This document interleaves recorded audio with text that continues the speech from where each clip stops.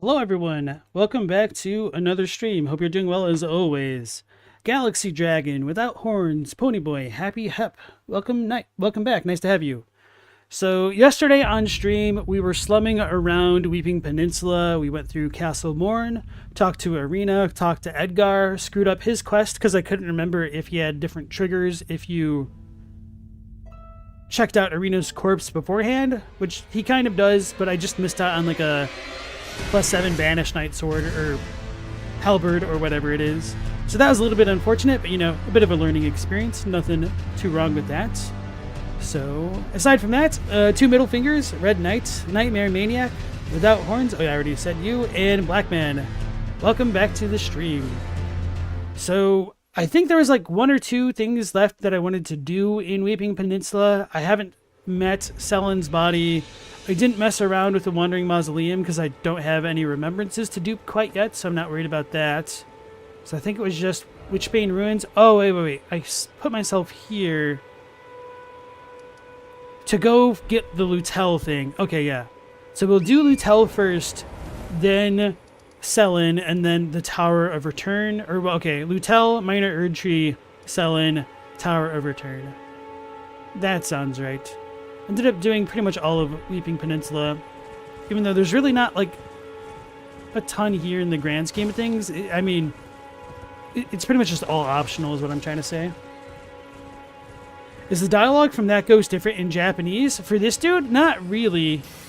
I could pull it up. Actually, let me get rid of these dudes. I know it was slightly altered from 1.0.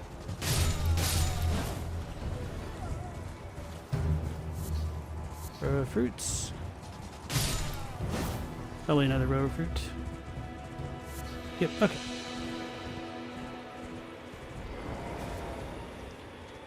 So, let me try to remember what he says. He's going to say it. Mausoleum Prowls, okay.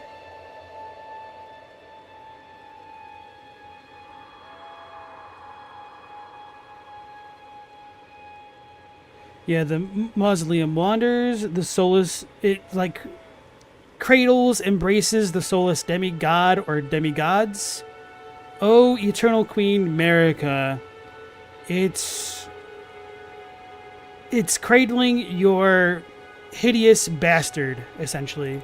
But he also like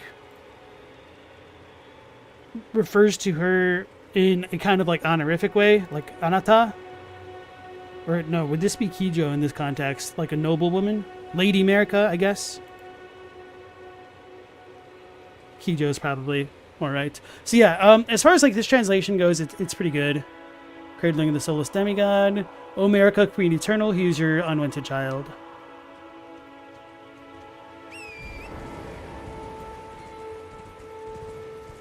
Hey, howdy. You bastard, how's it going? I have to 1v1 you? Invade me, bro. You ain't it. You are not him. And Billy Deerhead, nice to see you again. Got cut off by a blackout last night? That sucks, man. Alright. So, we get this pretty cool catacomb over here. It's pretty well hidden. Don't remember what this one is called off the top of my head. Hey, Save Frog, how's it going? Actually, no, I'm not that big into JoJo. Because it was just too much Deus Ex Machina for me. So I watched the first season. I enjoyed it up to a point until like maybe 4 or 5 episodes in. And then I did not enjoy the second season pretty much at all. So this doesn't really have something too important. I'm pretty confident. Tombsword Catacombs, right? Because we're in the Tombsword region. But I've heard the later seasons of JoJo are better, but I did not like 2 pretty much at all. And I was kind of on the fence with season 1, so I just didn't really feel inclined to continue at that point. Because, I mean, I know like all of the stands and whatnot are like the big memes of JoJo, and I didn't make it that far.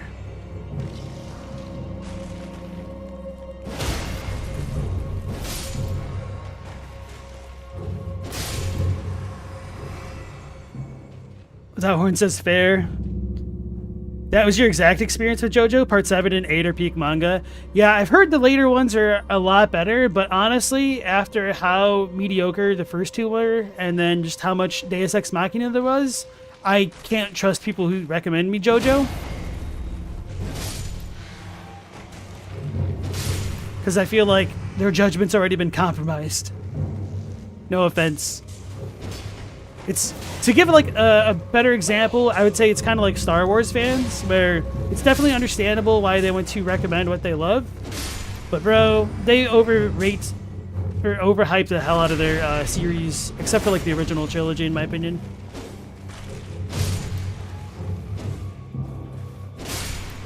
So is this the proper type of room? No, it's not. Okay. Actually, I think this would still be an illusory wall, right? No, okay.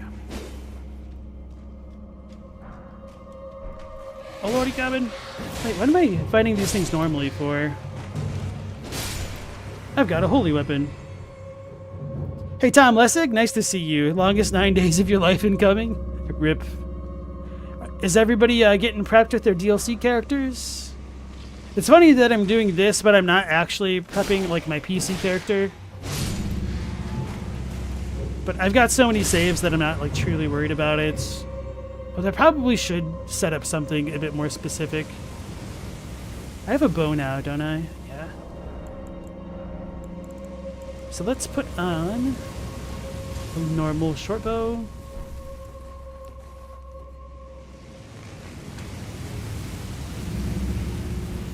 I don't think I sent it down. Okay, I did. I think there's another one over here.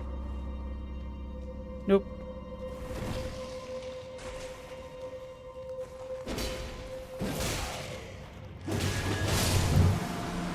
Go.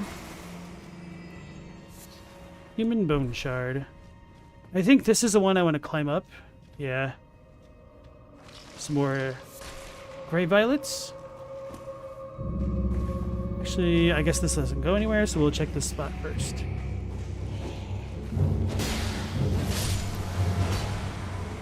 I should pay attention more to like which catacombs do and do not have imps.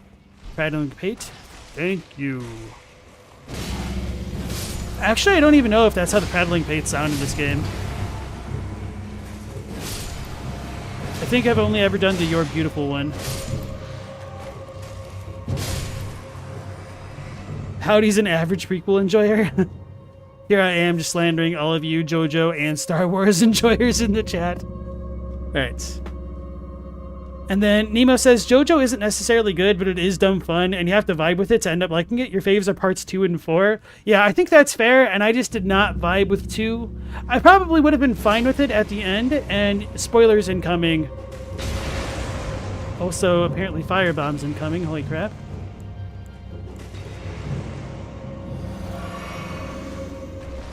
Alright. Damn it. That is not alright. Chill out, bro. This is infuriating.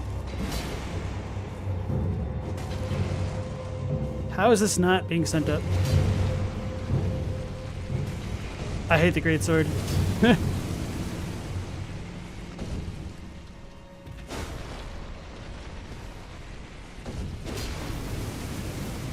I've got an idea.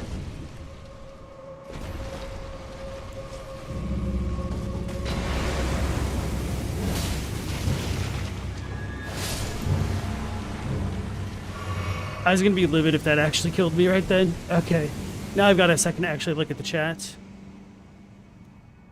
Red Knight's so glad they removed durability for Elden Ring. Yeah, I was thinking about that the other night when I was coming through certain areas. I'd be like, man, I'm using my sword a lot.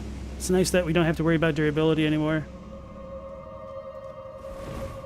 I always felt like this should have been something, but it's not. Okay. Hey, Mr. Jigalag. Nice to see you again. You recently started your DLC prep, explored the main of Limgrave, and beat Marget, then remembered that you didn't go to Weeping Peninsula. Yeah, Weeping Peninsula is pretty much entirely optional, which is kind of good and bad.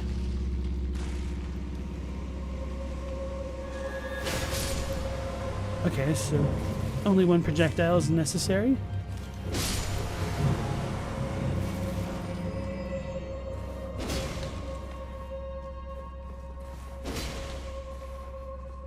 I didn't think there were any illusory walls here. We're gonna get ganked. No, okay. Yeah, this one's pretty straightforward. They don't start getting a bit more crazy until like Liurnia, I think. Okay.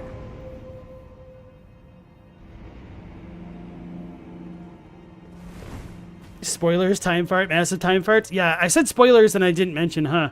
So yeah, part of the reason why I really didn't like 2, and as I said, like the Deus Ex Machina, is because JoJo Part 2 version literally gets sent kind of into space on an exploding volcano, fighting an Aztecan god type dude, and ends up being completely fine. Oh god, that just pissed me off so bad. Tom finished their prep a few days ago. You've been doing your part in helping people kill Moog. Nice, very kind of you. Also good for Runark farming. And then Ponyboy said, you don't know if YouTube ate it last night, but the reason you thought that the Misbegotten were framed for Hayata's murder was because the cleaver left behind seemed way too conspicuously placed. Very well. Say Frog beat the game in under 15 hours with just claws? Nice. What Ash of War were you using, if you don't mind me asking?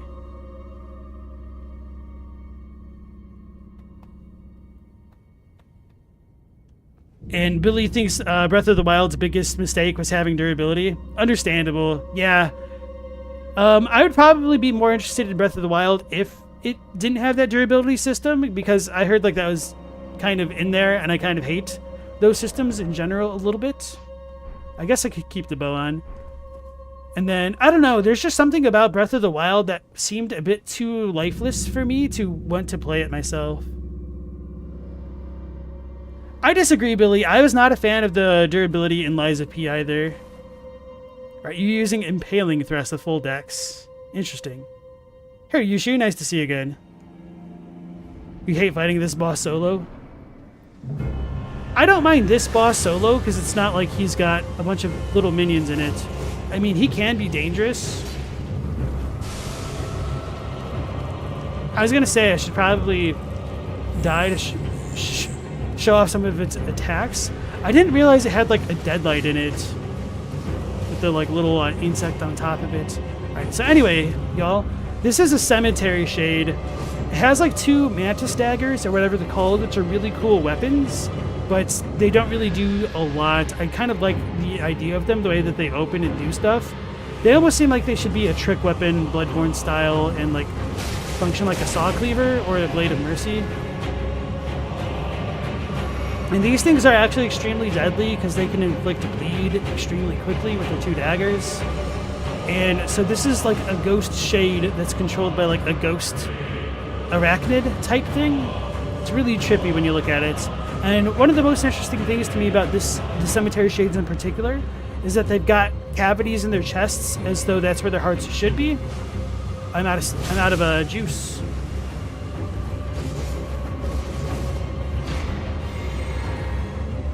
Let's heal to be safe. I don't think I have many flasks left. That might have been my last one, unironically, because of the fire dude. So he doesn't stagger. That's terrifying. Oh, I thought that was going to kill me. I think I'm out of juice. Oh, I had one left.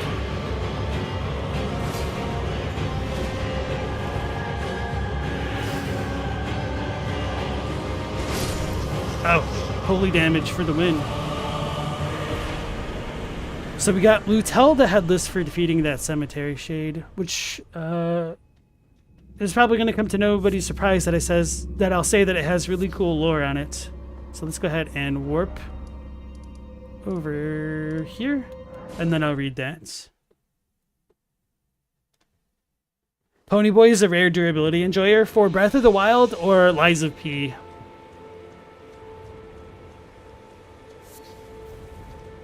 Mr. Yada, nice to see you again. You agree with me on Breath of the Wild? Sometimes you feel like a crazy person for not being into it with how highly people regard it.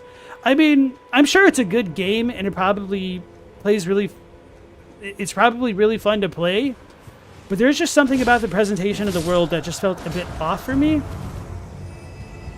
And I think it's probably mostly the limitations on the Switch's hardware, because I know like enemies kind of spawn in, not so randomly, but they just, like, they aren't chilling on the overworld.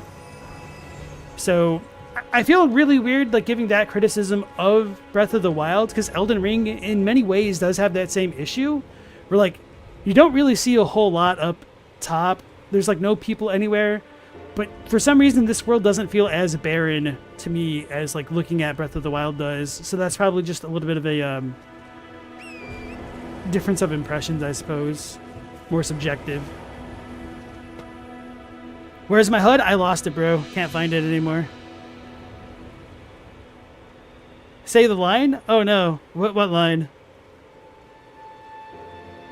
Nintendo console exclusivity is very scummy. I mean, it's capitalism.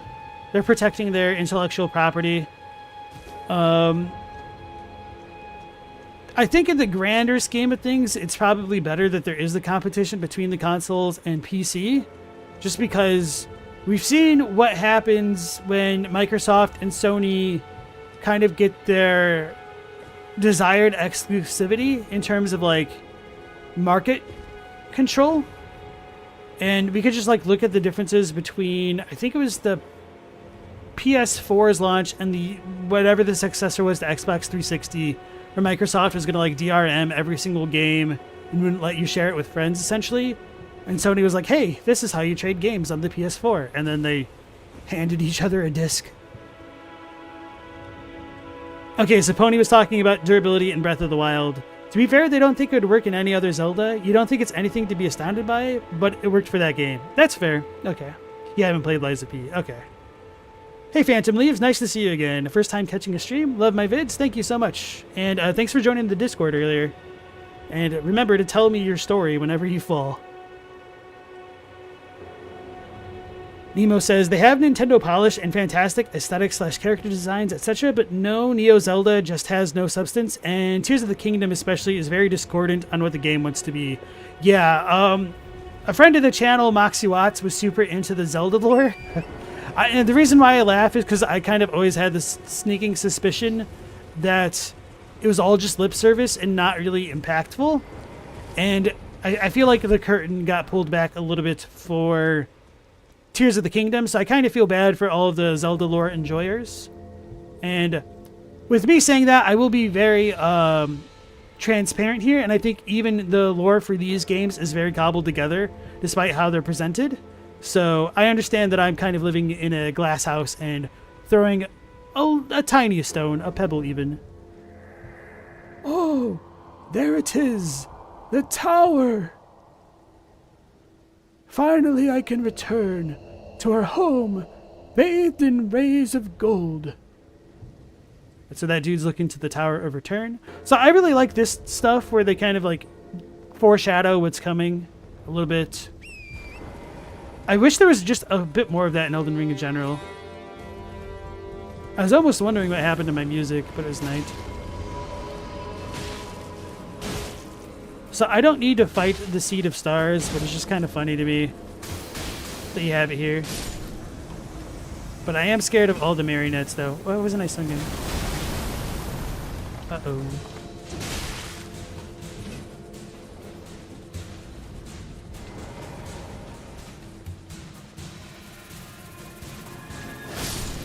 Oh, that one shot it? Okay.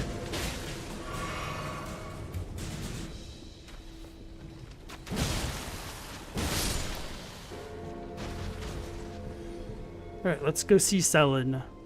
I believe she doesn't have any dialogue. She's just kind of chilling there.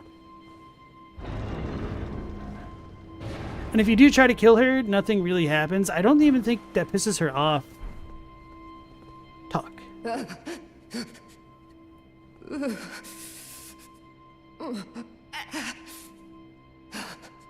It will do no good, I swear it. And yet you persist. You frothing degenerates.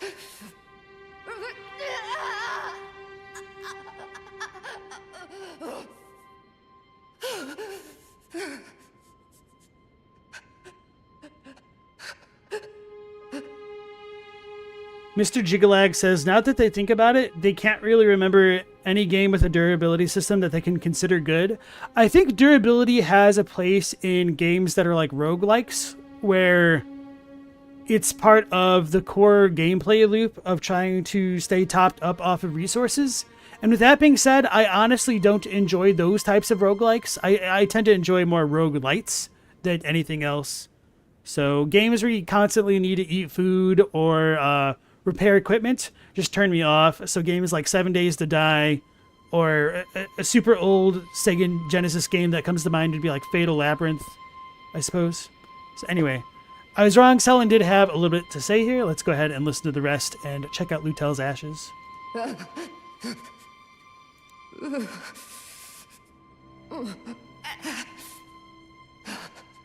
It will do no good, I swear it.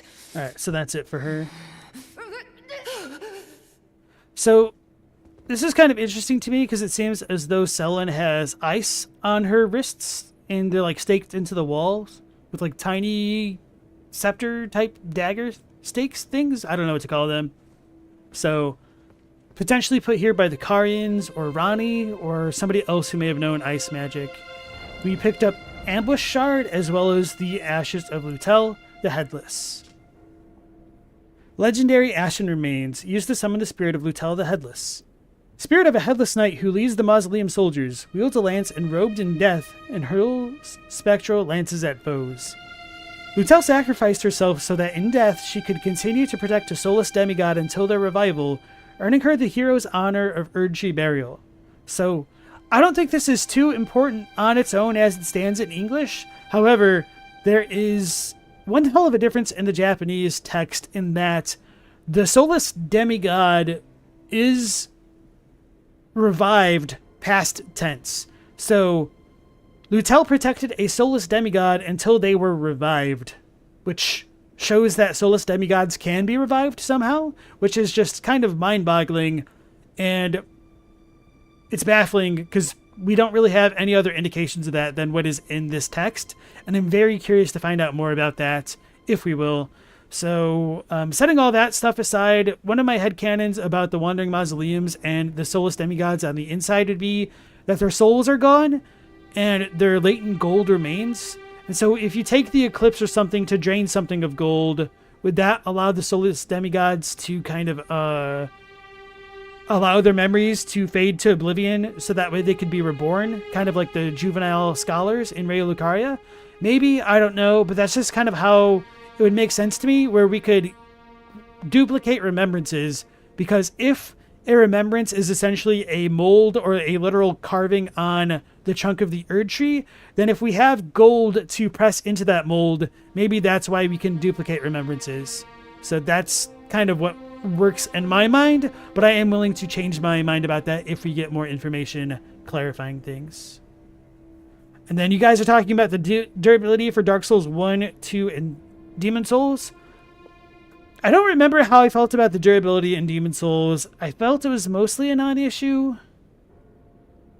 And Dark Souls 1, I think, was actually pretty decently done because that way you couldn't spam the ability for like the Dragon Tooth Sword, whatever it's called. So that system kind of made more sense, even though you didn't really have to do a lot of repairing. In some ways, like Dark Souls was a little bit too punishing as well, because you needed souls to repair your equipment, which could be painful. And Dark Souls 2, I thought was pretty good, even though you don't really interact with the durability system so much on a basic playthrough. Because I was thinking about it that if you're trying to do a challenge run, then knowing when and where you should upgrade your weapons or when you should like visit the bonfires probably becomes an interesting part of that challenge. So I kind of have mixed feelings about it. I don't know if that necessarily makes the game better, but makes it slightly more complex. And it is possible to break your equipment, but it's not something that you would do very often unless you're like really trudging along there. Vacuous said, did I see Todd Howard's reaction to Starfield getting 0 awards? Is this something new? I thought that was like an old thing. I don't think I actually looked at it. I just thought, oh well, that sucks for him, but he should have released a better game. And hey, Eladelia and Vacuous, nice to see both of you again. And Forgeborge, I think that might be your first time in here tonight. Phantom Leaves attacked Selin in there. Rip. Yeah, so light equipment maintenance can be nice. I think a game that has a durability system that I actually enjoyed, and this is going to be a bit of a hot take, is another roguelite. It's called ZHP, Zettai Hero Project, which means like Absolute Hero Project. If it's kind of a spiritual successor to Azure Dreams for the PlayStation 1, if anybody's ever heard about it.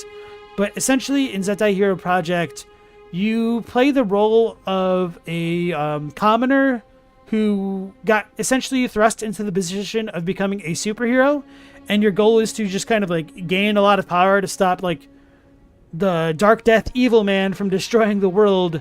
And throughout that, you're supposed to kind of like fight a bunch of enemies throughout these labyrinthine areas, and you loot their equipment and adjust it on the fly, and you can upgrade your stuff as you go along and make superpowered equipment. And so the systems in that game just kind of worked together pretty well. Although, because it is a roguelite, it doesn't always properly work, and sometimes you'll get boned, but I mean, that's just kind of the nature of the game as well. Black Man never has a problem with durability systems. And in DS2, you felt the need to get the repair spell, but that was fine because you could lower the requirements. It's called Bling? Okay. And y'all are saying, wow, about the demigod in the mausoleum. And then Jay Moore, nice to see you again. Does that imply it's the same for all the other demigods in the mausoleums? I don't know, and that's kind of like one of the weird things. Because Lutel was given burial, that kind of implies her job was finished based off of this description. So maybe not, because a lot of the other wandering mausoleums do have soldiers, but maybe, I don't know. I would almost say maybe it's possible the ones without the soldiers did revive, but then I don't know why they would still allow us to dupe remembrances. So I don't know.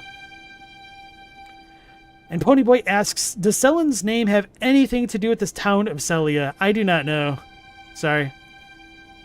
Hey, Diemo? No, so I don't want to do too much YouTube stuff for the channel right now out of a little bit of fear of running into inadvertent spoilers in thumbnails or brand new content.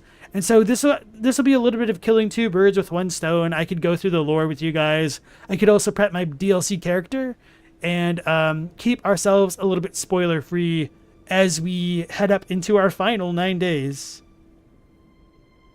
Hey, Ash King, nice to see you again. Do I think home bathed in the rays of gold is a reference to Leyndell or the Land of Shadows or something else? I think it's definitely Leyndell, because Godric has pretty much exactly similar lines in his cut poem. And Dee also mentions the same thing to the corpse outside of Summonwater Village, that their soul will return to the Erdtree in time, I think bathed in rays of gold. Maybe he doesn't say that verbatim, but he says something similar enough to make me think it's Leyndell. And then Yushin says, speaking of the mausoleums, do I think the mausoleum sounds when the Tarnished is introduced in the intro means anything? You've seen theories that the Tarnished was a slain demigod in the Night of the Black Knives.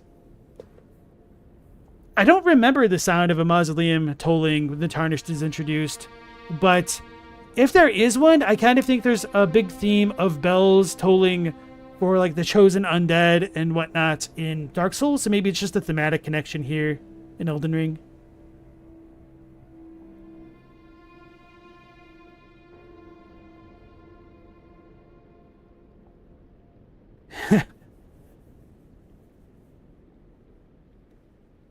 Not even to look at the new screenshots? So I don't have problems with the new screenshots, but no. Hold on, let me go ahead and hydrate because I'm a little bit parched.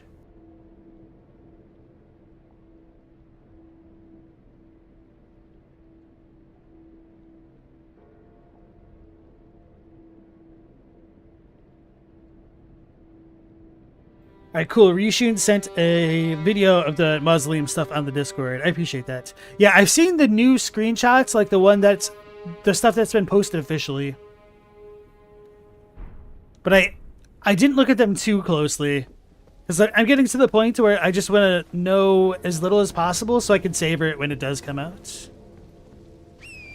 So, now that we met Selin and got the Witchbane runes in the clear, let's go ahead and visit our tower bathed in the rays of gold.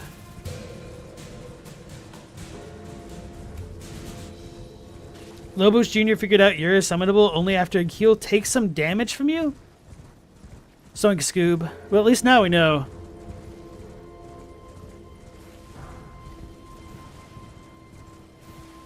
Florgeborge. Try not to describe too much stuff from the DLC just in case people want to remain blind themselves. Even though like that's the main screenshot, so I don't really mind. I don't know how others are doing it in chat, so I just want to give them the benefits of remaining blind themselves. Actually, I want to try to kill the Godric Knight dude. Oh, he's on the horse.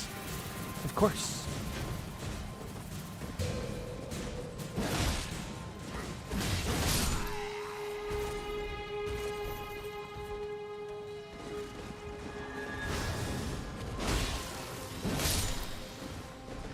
Oh, Lordy coming.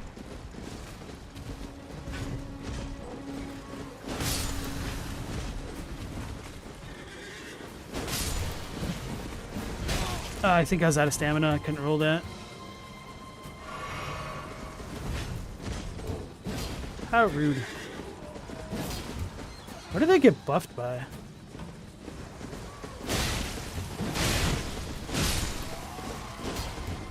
How did I whip that? I really want the Gilded Great Shield. Because these dudes are kind of annoying to farm. Just because they don't spawn in very many locations. Alright, so no dice there. Todd Boros hopes that the pre-DLC patch happens and people can't data mine everything. Yeah. There is that Red Bull event that's happening in like 3 days essentially, maybe 2. Probably more like 2 days because Europe's ahead on the timeline. Or time zone stuff. So we're probably going to get a lot more spoilers in the next couple days here. So hold on to your hats, folks. Yeah, so as I said before on the stream where we got by patches, you can roll away from most of these traps, except for the patches one, apparently. Ensnared in a transporter trap.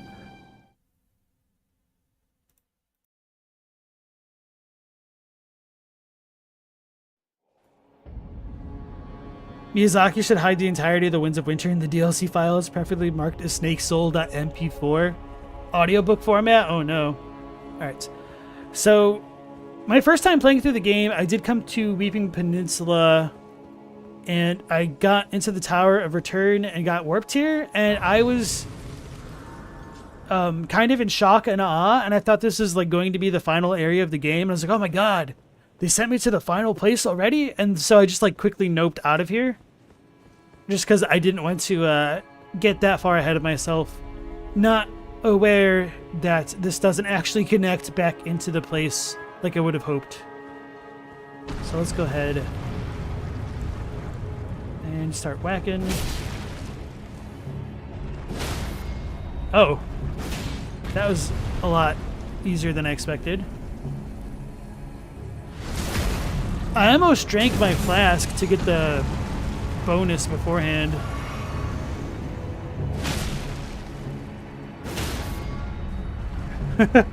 Alright, I was expecting this to be a lot more problematic. Oh, she's on the wrong side. Let's try to get our stamina back.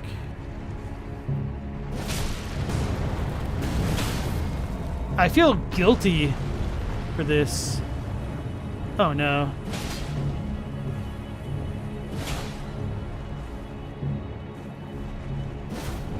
Uh-oh. That's not good. Oh, he two-shot me. That's what I get. My own hubris. Well, that's not fair. I just couldn't jump over him. Now I don't feel guilty anymore. He cheated.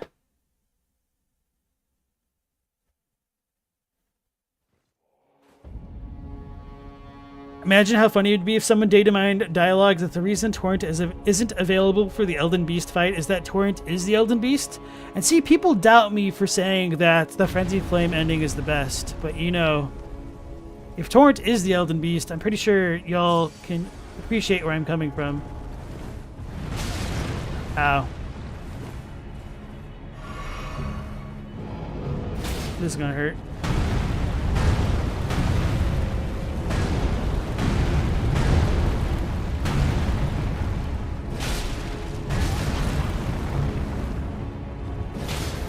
There we go.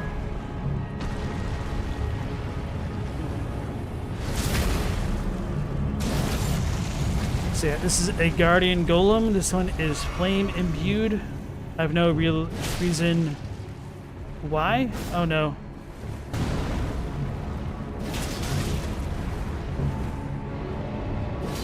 Uh-oh. I whiffed.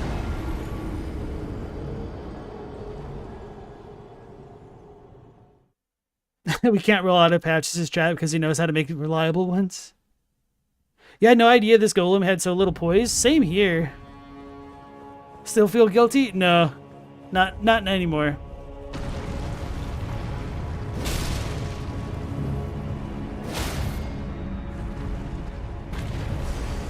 Am I on the wrong side? I'm on the wrong side.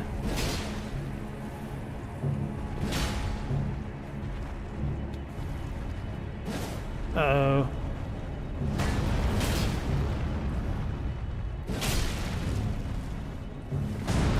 I'm out of stam.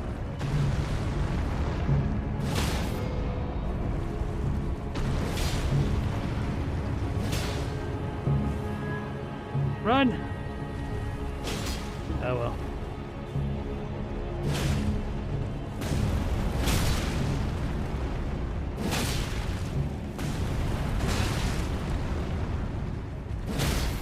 Figured had to YOLO it.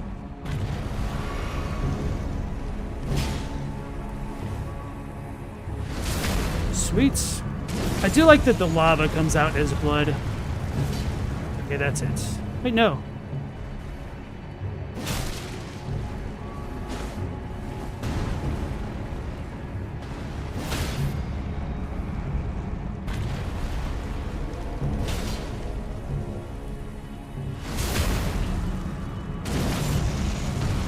I don't need to be able to do a lot of damage. I just need to poise a lot of damage.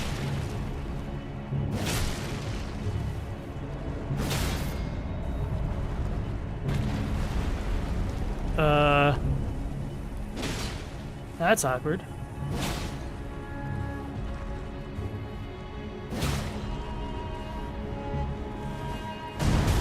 didn't want to get knocked off the edge. I don't like where he's standing.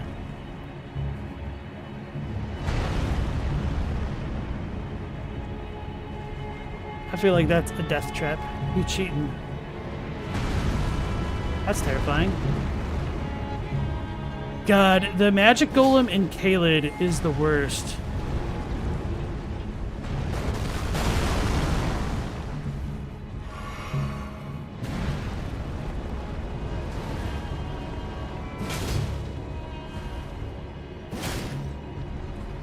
I'm out of stamina.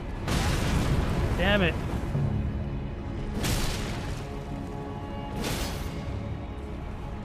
Okay, did knock him down. Man, this thing is tanky.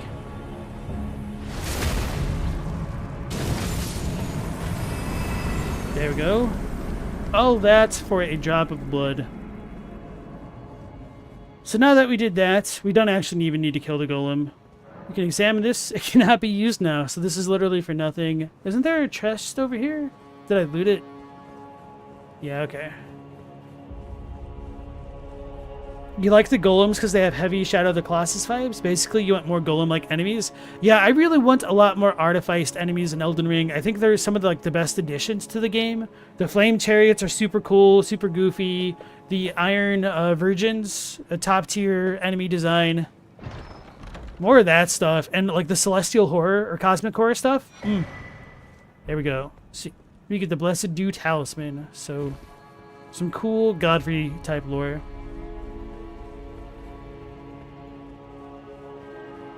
You think golems are fine? They feel super imposing the first time you fight them, but are just kind of mini-boss at best by the mid-game. We need a golem armor set? Yeah, it's true we don't have one, huh? They're breaking tradition. So one thing you can do is get people to invade you here and have them send the elevator up early. So this is one way to access Inner Lane Dell without having 2 Great Runes. But it doesn't matter, because if you don't have 2 Great Runes, you still can't get past the Forbidden Lands door. Even if you kill Morgott. So, I've done this before, but just kind of pointing it out now. And the teleporter that we couldn't access sends us to the isolated Divine Tower, if I remember correctly. Millennia and Mikola's Finger Tower. Right. So this is one way that you can see that the map is huge, by coming to Lane Dell first and learning about Liurnia. Oh, so I need to rest before I can teleport. You have to come up the elevator to activate the warp. Interesting. Thank you, Corn. And nice to see you again. You should drop the special magic volume halberd, the magic golem. That would definitely be cool too.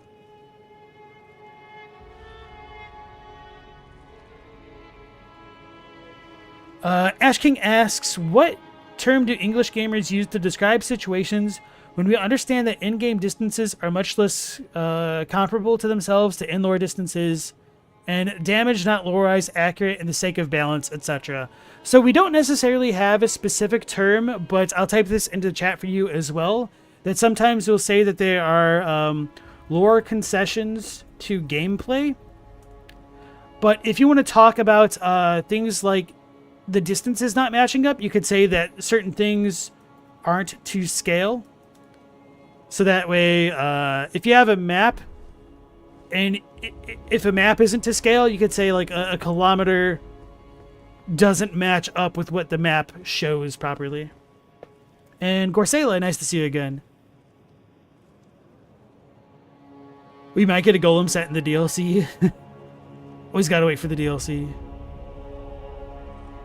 Ryushin loves over-the-top enemies, and badass knights get sporing after the 10th one. And I feel like that is kind of a big problem for Elden Ring.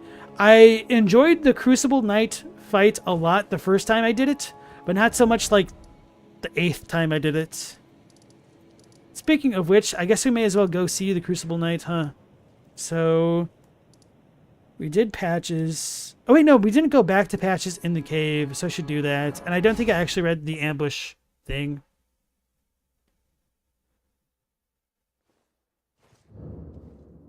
And Ryushin thinks that Rykard's the coolest looking boss.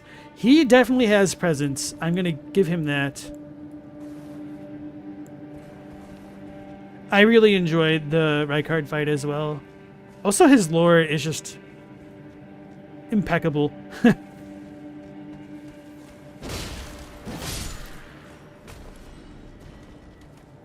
I should probably level up too, huh?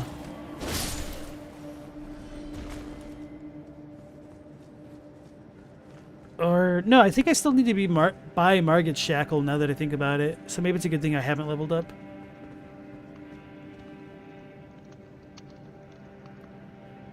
Rykard's a quirky little guy. How in blazes? You're alive. Well, you had me proper scared, puffing away in a flash like that. Who on earth spends their time booby-trapping treasure chests? No way I could have known. But still, I apologise. It's all very unfortunate. At any rate, it's nice just to see you safe. Oh, don't miss all the bargains here at Patch's Emporium. So, let's go ahead and buy Marget's Shackle, since we're going to be heading that way anyway. Scriptstone, Graysmith, Gold Pickled Foulfoot. Oh, we have a lot of runes. Holy crap. Okay.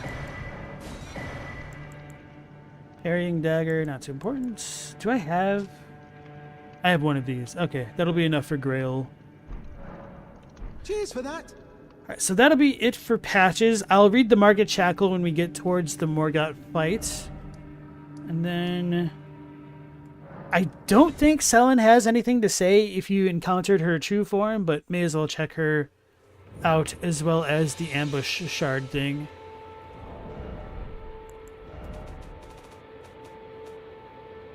Ambush shard. One of the night sorceries of Celia, town of sorcery, launches a projectile from a distance removed from the caster so as to strike the enemy from behind. The sorcery can be cast repeatedly. The Celian sorcerers were assassins, and it is said that they often hunted their fellows. Maybe this is supposed to be diegetic because it's found next to Selin's true body, that maybe she hunted her own fellows to graft into seeds of stars. I could definitely see that being on brand for her.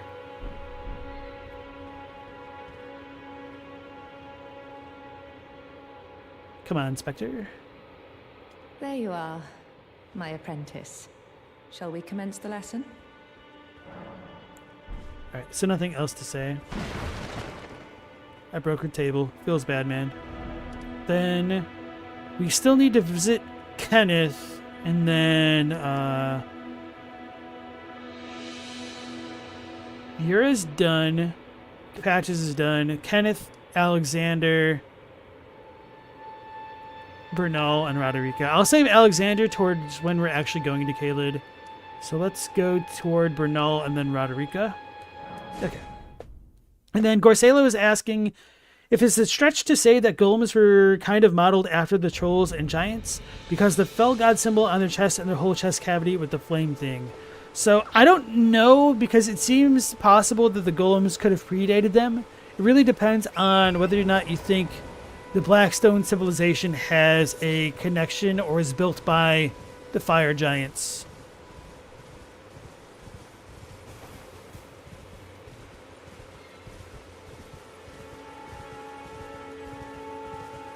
Mr. Jigalag wants more semi-unique armors in the DLC, more fashion options for the better. It sounds that way if we're getting a ton of new weapons. I can only imagine we're going to get a lot of new armor as well. So I think I've already looted this spot. Yeah.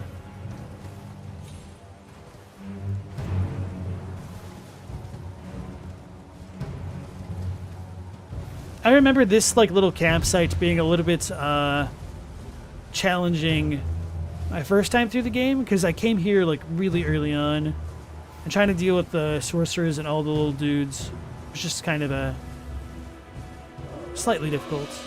So Bernal is more this way. Yeah. And then we can get invaded by Henricus.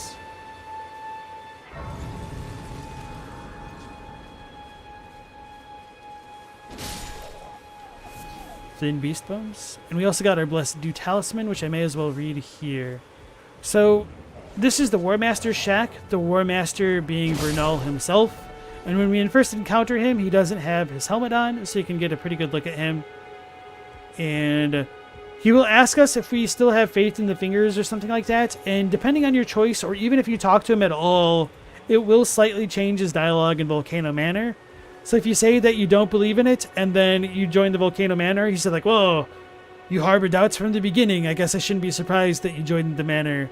And then if you said that you still believe in the fingers, he's like, oh, I'm surprised at you. I thought you're like a proper tarnish through and through, or something along those lines. I'm kind of misremembering the faith dialogue, but I guess since I'm cosplaying a Confessor, I should do that one.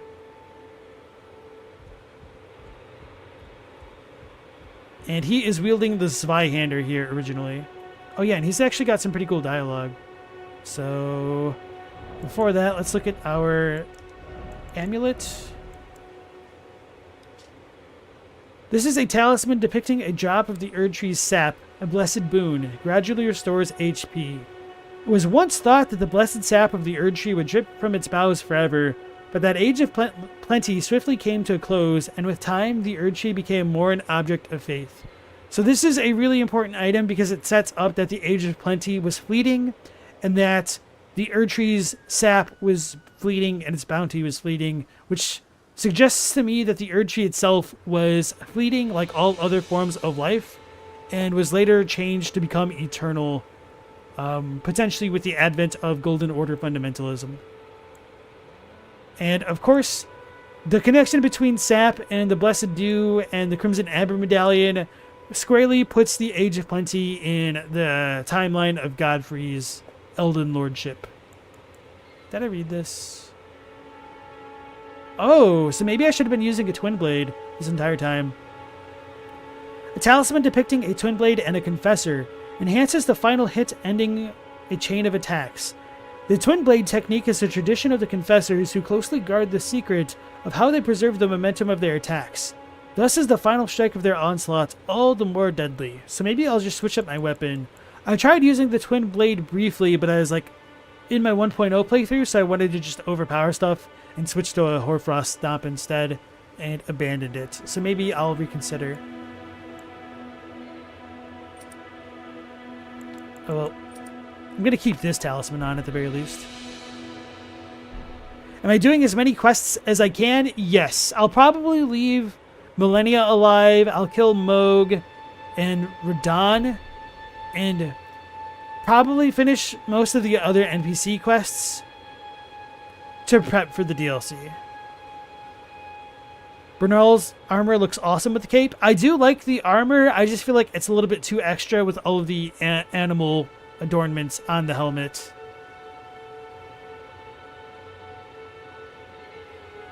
Alright, Pate, we are not doing spoilers, so I'm going to put you in timeout.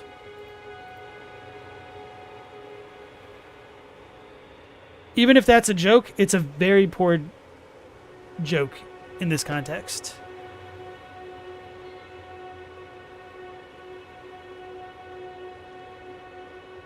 The Twin Blade Talisman sucks. I feel like the Twin Blade Talisman probably has a specific use, and if so, I just haven't used it yet. Forgeboard says, Dew gathers on leaves, sap drips from the tree, and the amber is fossilized sap. And yeah, as far as like the term sap and dew and tears go, it's all the exact same thing in Japanese. Shizuku.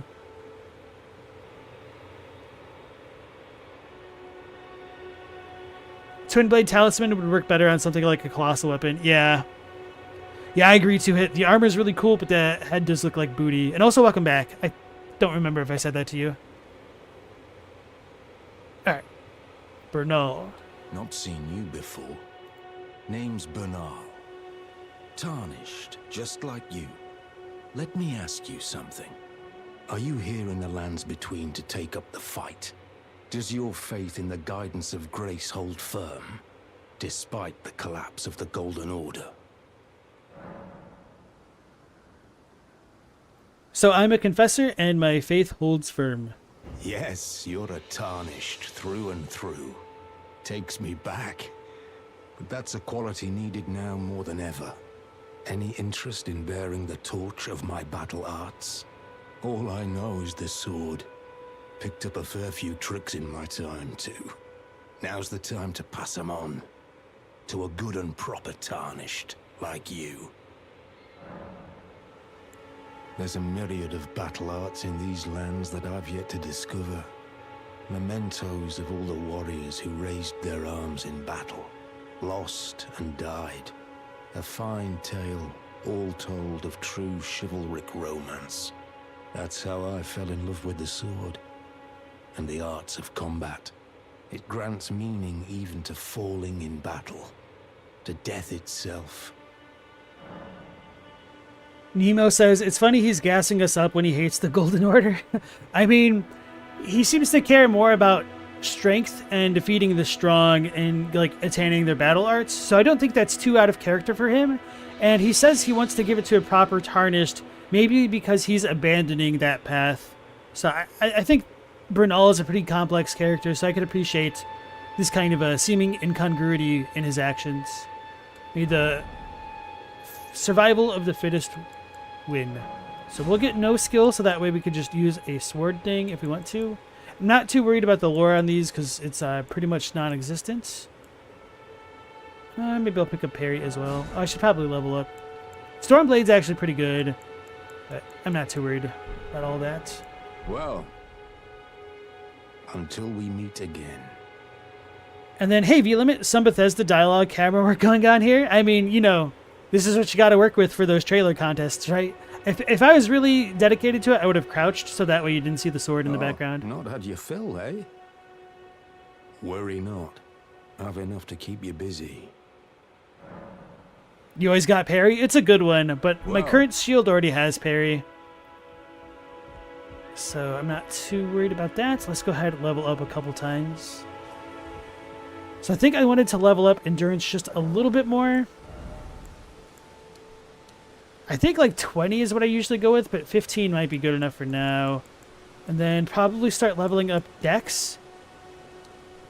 Or a little bit more strength. I think I needed 18 strength. Let's just do this. I'll probably get vigor up to 25 and then chill out for a while with that. I could also just dunk on Grail for a bit if I really needed runes in a pinch. Alright. And then Gorsela had a thought, could Vike be Bernal's brother? If so, I'm not sure if that really informs more of his questline. So let's go ahead and get invaded by Henricus. Oh wow, I broke his guard. Sweet raisins. Oh, there's another one. I thought it was a wolf. Oh, there's a wolf coming up on the left, right? Oh no, that was just a specter.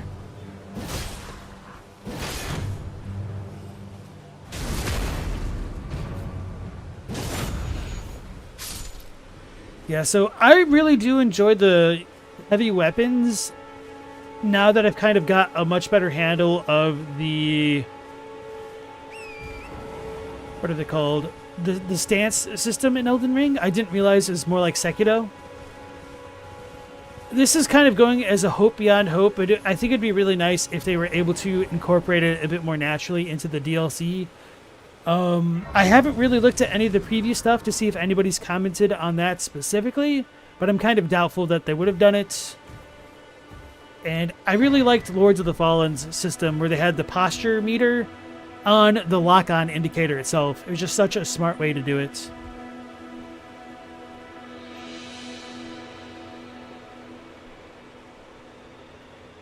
Korn thinks that Bernal was closer to the Elden Lord than Vike, and why does he have the Beast Champion armor? That seems like a really big deal. I wish we had a little bit more with the beasts in general, because I kind of agree with you there. Black Man thinks that Bernal seems like someone who regrets joining the Volcano Manor, but is true to his word and felt like he had no choice at the time, wanting revenge. I don't know about that. I think in one sense you're probably right, but I feel like he's just more jaded at the system than like truly being in accordance with the Volcano Manor. It's just whoever became the strongest, I suppose. So he's using whatever method he could to get back at the greater will, which I don't think what I've said right now contradicts what you said anyway, to be fair. And then Forgeborge says they're of the opinion that Vike was the closest up until that point, since the other tarnished, us, Bernal, Gideon, Chadfree, and clearly got further. Maybe. But the only reason why I kind of don't fully favor those interpretations is it kind of assumes a canonicity of when certain items should be picked up, which I think is a fair case to make.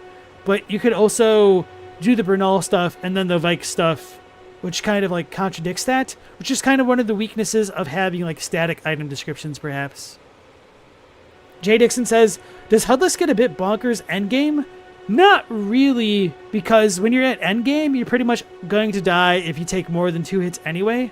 So you just, it can be a bit rough if you're not certain how much damage a specific attack is dealing to you. So you might be healing more often than you need to and run out of flasks.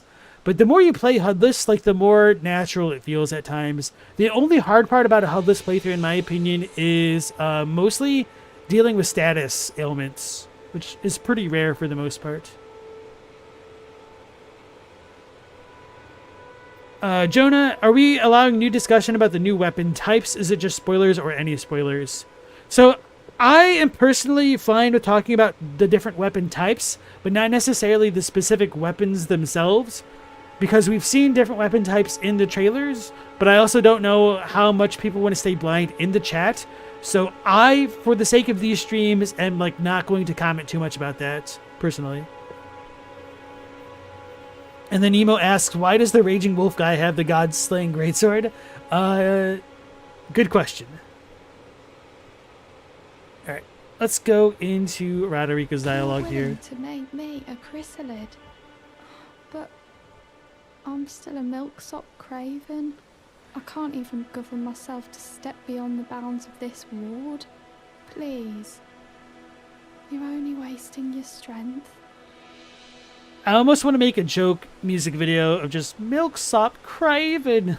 Because, I don't know, there's just something about that line which is just endlessly hilarious to me. Everyone's been grafted. Everyone who came with me. They crossed the sea for me. They fought for me. Only to have their arms taken. Their legs taken, even their heads taken.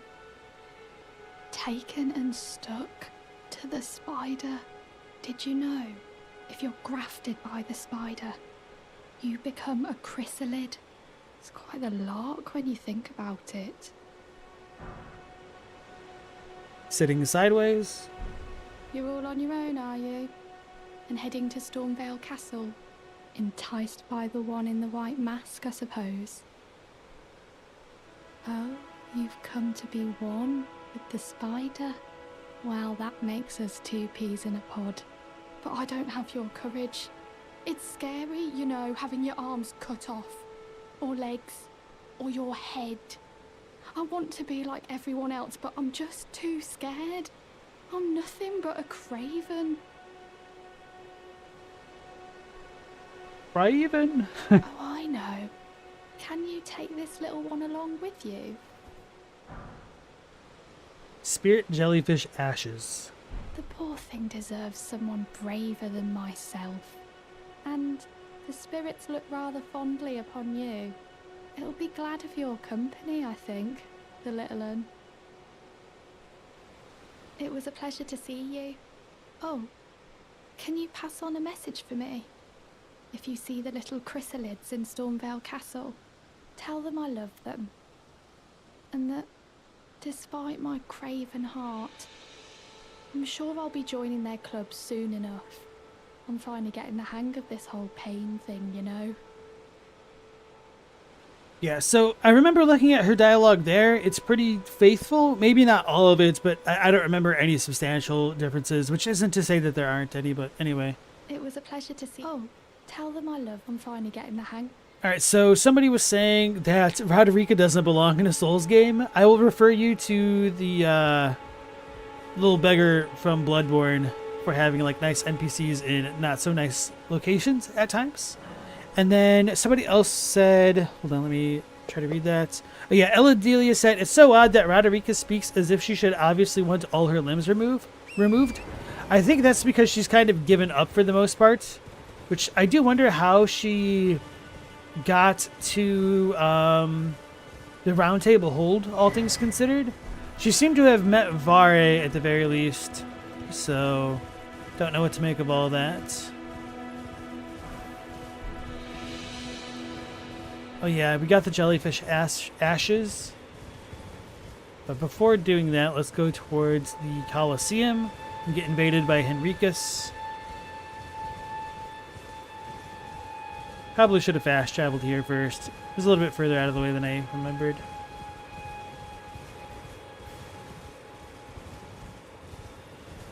And then, of course, this part of Limgrave is kind of always covered in clouds and a bit of a storm, but not like a real big storm. So it seems as though this location should have been potentially where the ancient storm used to brew.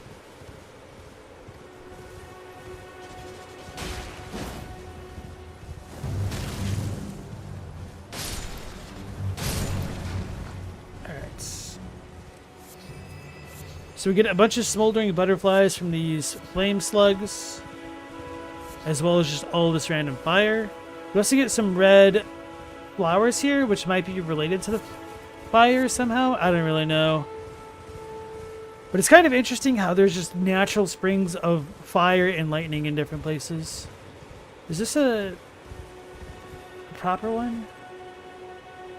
Yeah, so this might be a spell or something like that. Oh, a Godric Knight guy.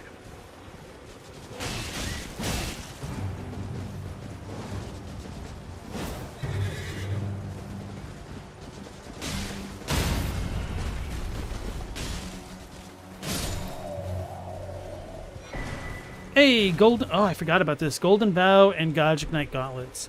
So maybe this dude doesn't respawn. I really wanted the Golden Great Shield, obviously, but...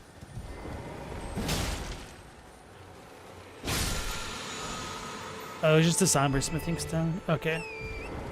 Golden Vow's a good thing to get, though.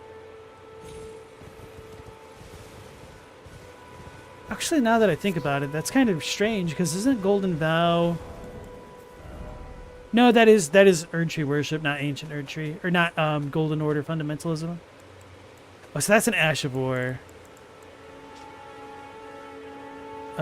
This Ash of War grants an armament, the Sacred Affinity, and the following skill. Golden Vow. Skill passed down from antiquity among the Knights of the Capital. Raise armament aloft and pledge to honor the Erdtree in battle, granting self and nearby allies increased attack power and defense. Usable on all melee armaments. Right. Hey, the Gabe... Who did Rodrica travel with across the sea? We just got some nameless randos. They're not elaborated on in any regard, but they may have all been tarnished. And one thing that I wonder about the tarnished and whatnot is, could those dudes still see the side of the guidance of grace? If you get an arm grafted, will you still get it back if you got killed by Godric and get revived by grace? Maybe? I don't know. Kind of seems like maybe not. Anyway, let's get invaded by Henricus.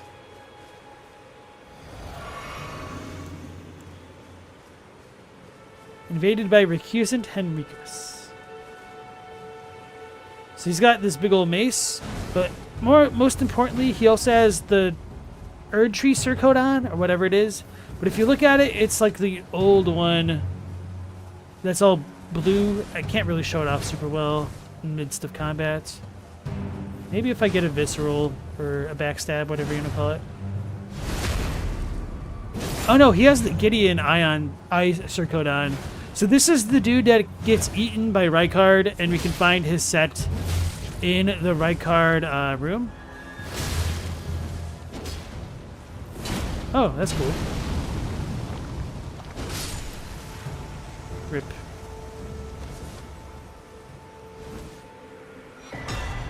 Hammer Taliesin. Recusant Henricus has died.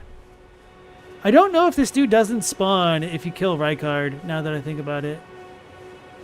And so in 1.0 and some of the earlier patches of this game, we had a cool Viking-looking like ghost chilling on the step, complaining that the Colosseum wouldn't open for him, even though he followed his grace here, which I'm really sad that they ended up cutting from the game, because I felt like that was really important lore, that somebody's guidance of grace kind of doesn't lead them to the path of Elden Lord. So it seems like grace is more of an individual thing. So we've got the Limgrave Colosseum. I'm not too concerned about this area, though. So on the floor here, we've got like the Sarash type plates. And we've got kind of like what I call the mermaid relief sculpture around it, which is a reused asset from Dark Souls 3. It's not too important, but you see it in a lot of other places like Leyndell as well, although the thing in the middle is different. And we've got like some lion heads sticking out of the walls at times. And then these things also show up in Fair Missoula, I believe. Or no, not Fair Missoula, but in the Precipice of Anticipation for sure. Although maybe it is on the side of the Fair Missoula stuff. I can't remember. Maybe both.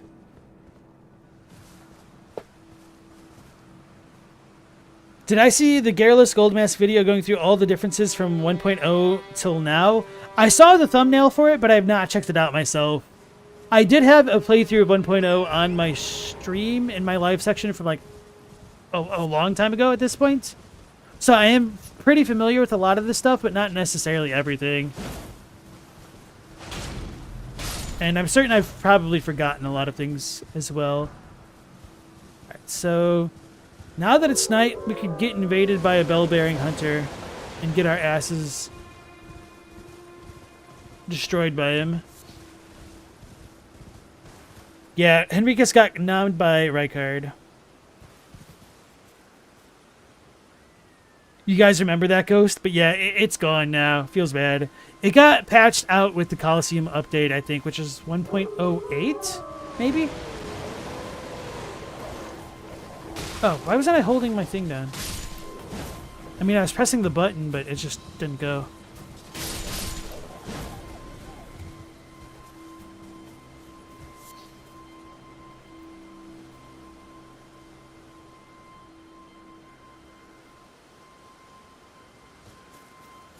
Rip Colosseum guy takes solace in the fact that the doors eventually opened. That's some real dedication to grace right there. That my man's had to wait for in real life patches to get through it. So it looks like our guy won't spawn in unless we teleport, which is kind of always interesting and a bit strange to me.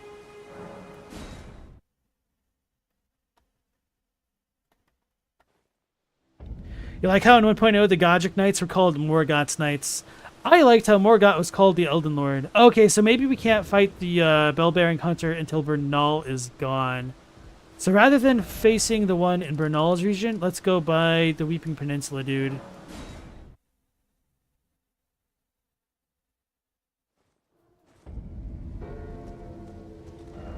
Is it not night enough?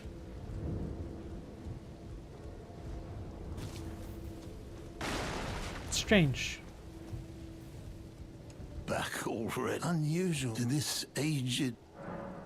Maybe I need to rest. I think that might actually be it, unironically. We'll see if the merchant's still there. He is. Okay, so I don't know.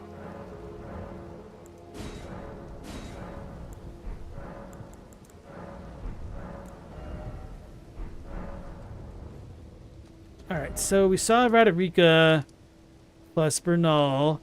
We could go visit Hugh and talk to Rodrica in the Round Table Hold. Is there any other NPC stuff here? We did Bach, Nomadic Merchant, Kale. Yeah, I think we're pretty much done with Limgrave here and the Weeping Peninsula. I forgot to go to the Mine Erdtree. And then we'll do Marget. I have to reset the world state? What does that even mean? has to do with something with the area name appearing. But I did warp in, and that's typically how I got those things around. Wait. Do these jellyfish not appear here during the day?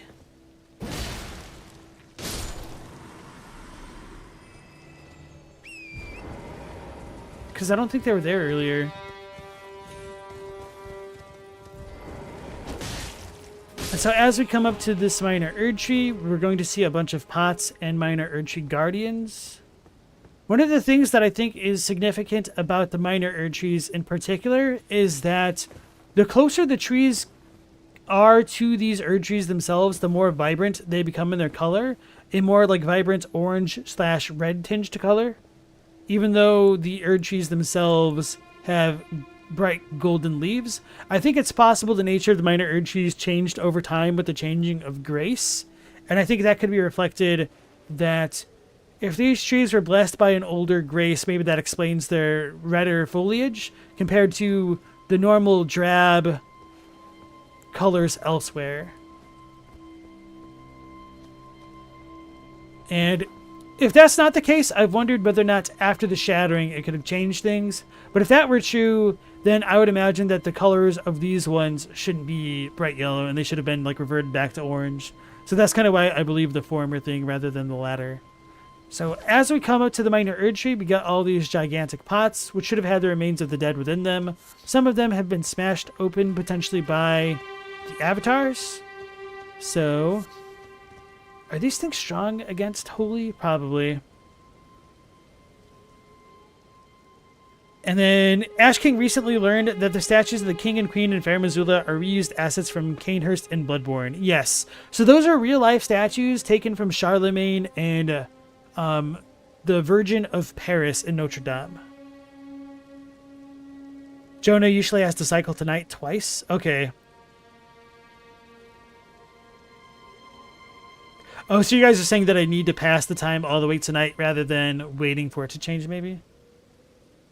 Two Hit says there's a few jellyfish that only spawn at night. Interesting. I've done it again. I'm going to one-shot Marget. Probably. I'm pretty over-leveled at this point. I'm not like level 11 or whatever it was.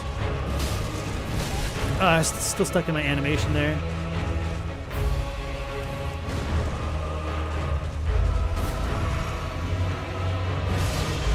Uh-oh. Okay, that one's fine.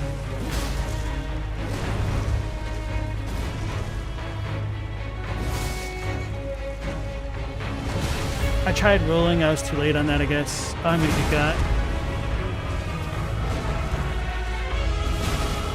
I got really lucky that didn't one-shot me.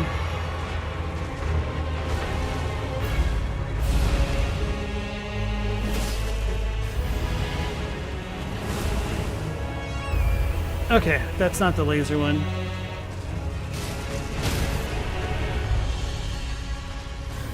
This is the laser one, right? Maybe he doesn't have that attack. I lied.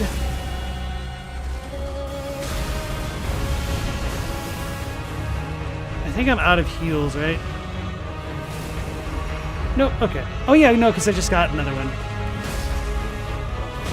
I rolled way too early. I was panic rolling.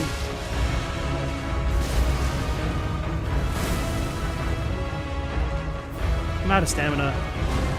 I got really lucky.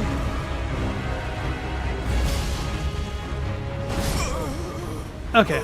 I was expecting the staff to come down, not the stomp. So that was me not being good at the game.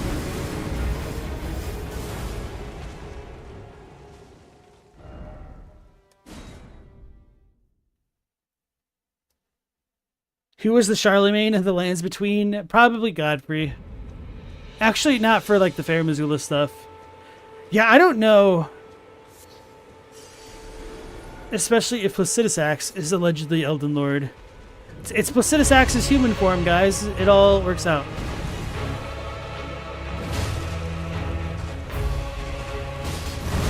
Still stuck in my animation.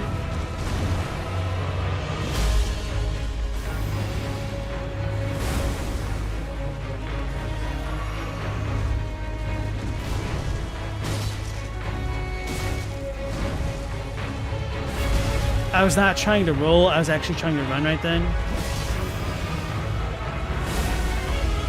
I was not trying to double roll. Oh, there we go.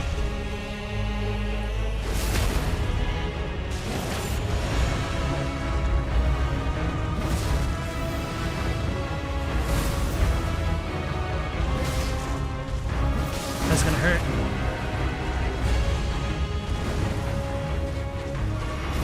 Ooh, okay.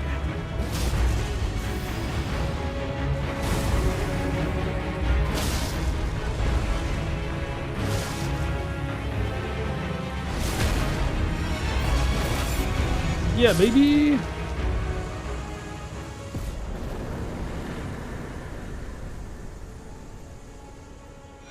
So we got the Opaline bubble tier and the Crimson Burst bubble tier. Crimson Burst crystal tier, rather. So those aren't like super significant. I just wanted to check out this minor Erdtree and talk about the foliage on the leaves everywhere. So we'll go back to this dude and set it to night.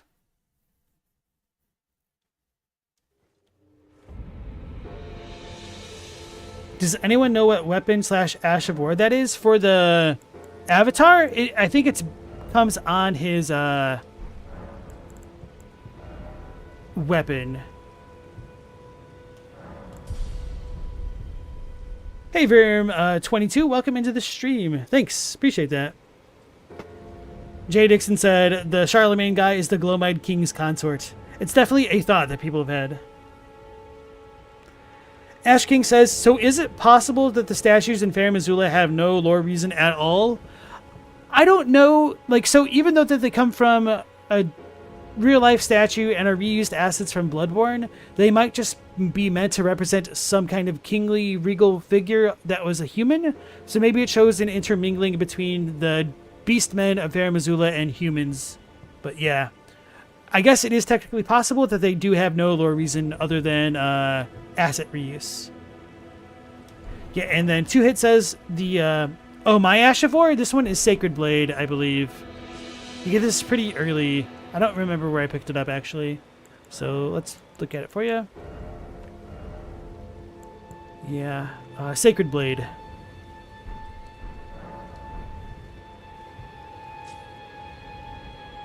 House of the Red Wine hopes we get more lore on Fair Missoula. Indeed.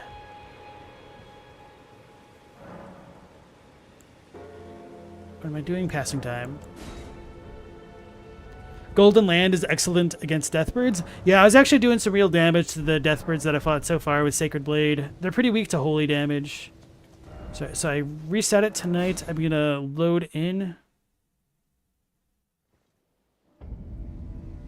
Oh lord, he gone. That's so strange. Oh no, I was just not looking in the right spot. Okay, I'll just warp back to Bernal just to see. Talk to him again. House of the Red Wine's main question is, where was Fair Missoula located before it fled to the sky? It is possible that it could have always been in the sky. It could have been part of like the true storm that raged. Ah, hello. Here to learn a battle. But well, I don't know. All right, let's try this again. Or maybe I actually just need to rest and pass time. That might be it. Oh lord, he gone.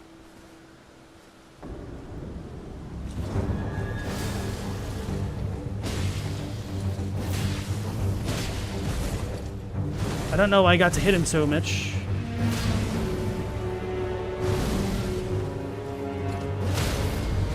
Ooh, baby.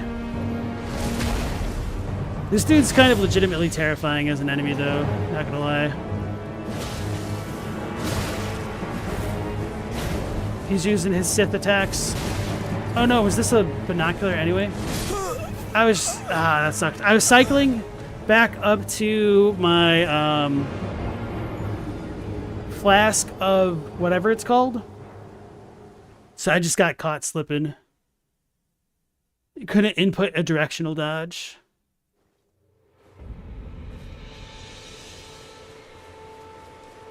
But that first attempt kind of went better than I thought it would initially. also want to double check my flask allocations right now. Not flask, the physic. That's what it was. Negates damage. Oh, that'll probably be really good for me. New stamina. Yeah, I'll just do that. Thanks for the good luck. It did not work out. That Sword of His would make a fantastic trick weapon. It would.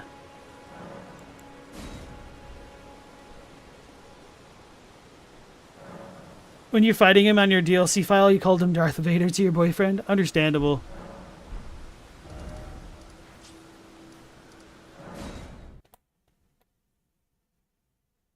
The one in Caelid whoops your booty. Yeah, Caelid, the northern Caelid is just way rougher than it has any right to be.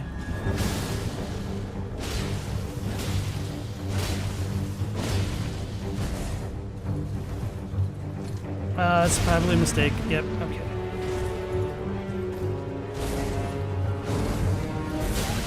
What? Oh, I think I was running. That's one of my biggest complaints about the dodge in Elden Ring is if you hold it slightly too long, it cycles you into the run animation. That's a mistake. Here we go. Oh, I didn't have stamina. Okay, I was in my run and I couldn't actually dodge. It is annoying how much we have to cycle to get back into the night encounter. It's kind of one of my bigger complaints that we just can't set a default respawn time. Or really more realistically, there's just not enough reasons to play during the day when most of the interesting stuff really happens at night.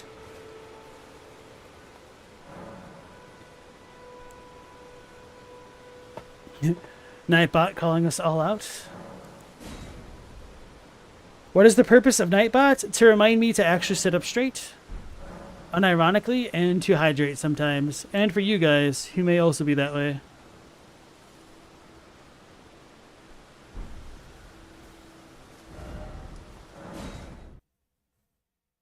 Yeah, in the Dragon Barrow, the enemies have endgame scaling as 2 hits as. It's pretty rough. And as I like to share, I was fighting the Godskin Apostle up there way early in the game, and he destroyed my life. I rolled way too early. I'm stuck. Oh Lord, I'm stuck. Okay. My man's posture just reset.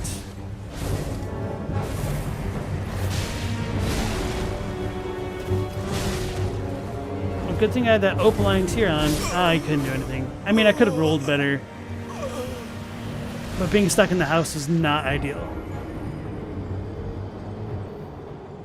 Ol Elmer here is under a thing we invaders call spawn immunity. Is that true? I'm playing HUDless, so you might be right. I'm gonna sit on the Elden Throne. Posture's key. True. Because it's a chair.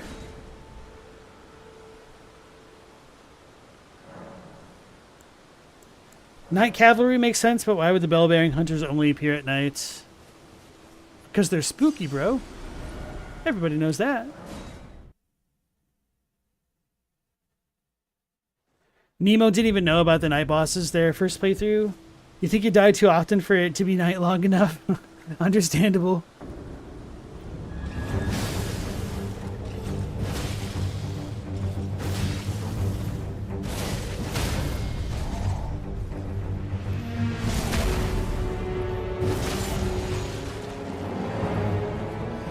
Phase 2, baby! I panic rolled too much there. Ah, that idiot got stuck in a house.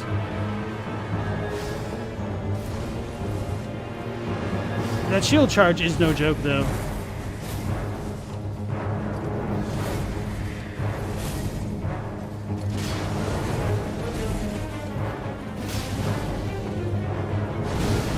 Damn it, I rolled too early. I should have probably rolled to his other side, too. Oh, I lived. Ah!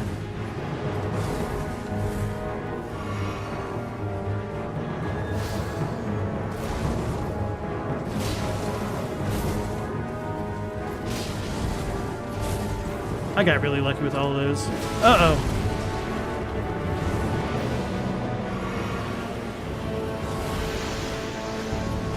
I knew he was going to attack again, and I couldn't dodge. Damn it! I couldn't dodge.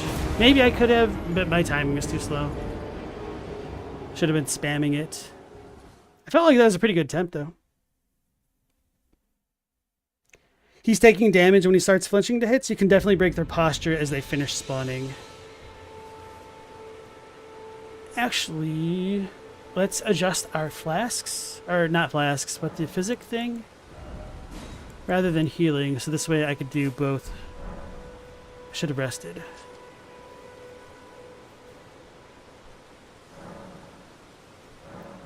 Isn't Elmer invading you, basically? Yes. Kind of. Well, he should be invading the merchants, but we might be defending them. I don't know. I already did the night thing. Okay. The bell-bearing hunter in Dragonbarrow is harder than the actual Elmer in the Shaded Castle? Yeah. Which is kind of funny, because it's a lot easier to get to there from the beginning of the game than the Shaded Castle is. I forgot to drink.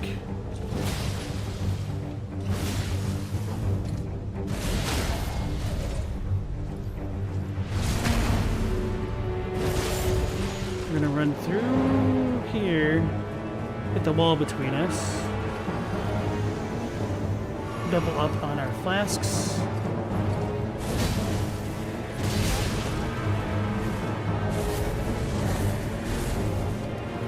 This is a mistake.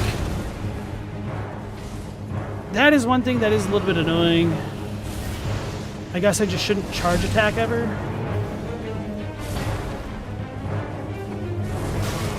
Damn it. Double damn it. That was a me issue. I will accept that. Got too greedy.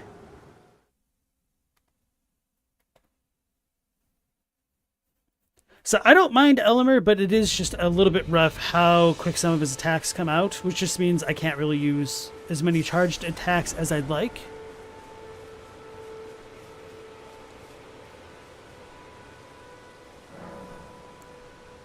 And maybe this time I'll remember to drink my flask first.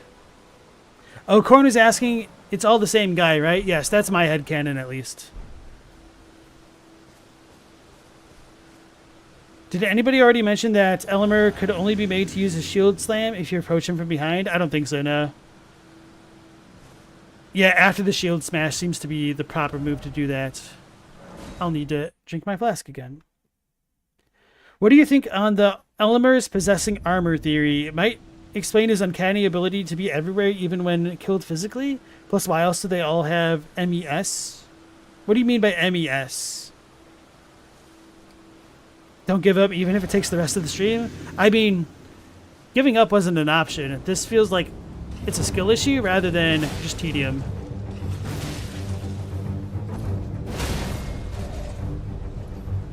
Just trying to recover some stam.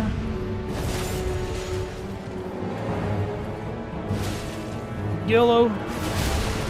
I don't care. We shouldn't have taken too much damage.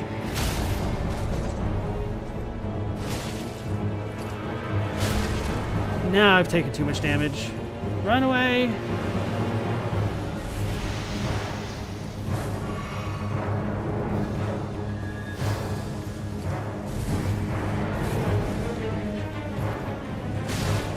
I couldn't tell where it was.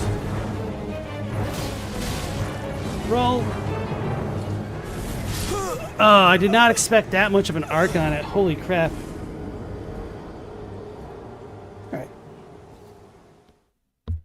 We'll get him shortly. It's kind of fun for me to fight bosses when they're still pretty tough like this.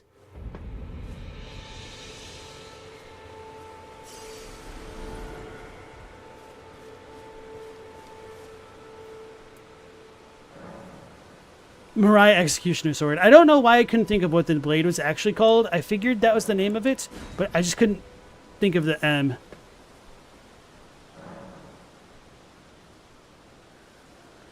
Yeah, he's kind of like the pursuer of Elden Ring, now that you mention it.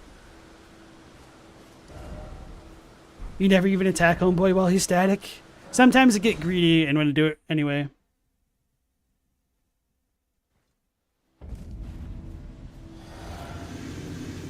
You struggled with bell-bearing hunters until you learn to parry? Well, guess what I haven't learned to do? Read.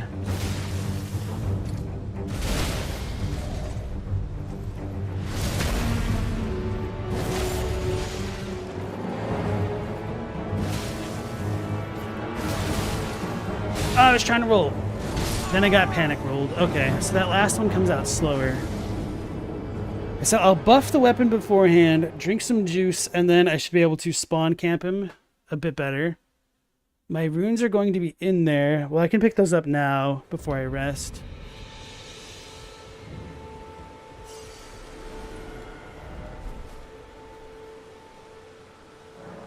Do I kill any of the merchants? Not unless I'm like going into the next new game cycle, because there's kind of no real reason to do so. You don't get any extra items or any extra lore.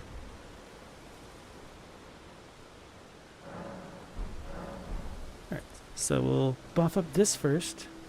Not this way, okay.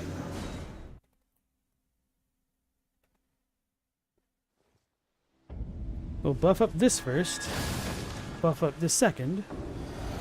Uh-oh. Maybe I screwed up.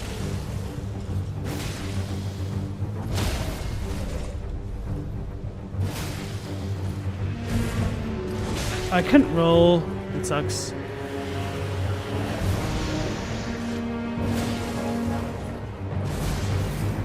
I rolled way too early. I'm stuck in the building. That's not good.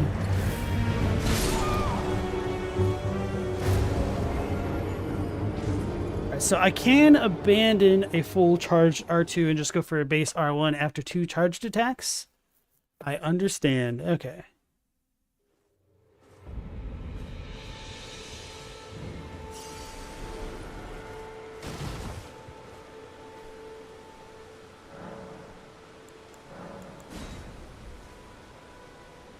Yeah, Eldelia says, you think people just kill the merchants so that way they can centralize all the bell bearings in case they want to buy something. But it sure is the mean way to do things. Yeah, that makes the most sense why people would kill merchants. Because it is kind of a pain in the ass trying to find all of the rando ones that are not next to sites of grace. Elmer's a menace if you fight him head on. Apply directly to the forehead. Here we go.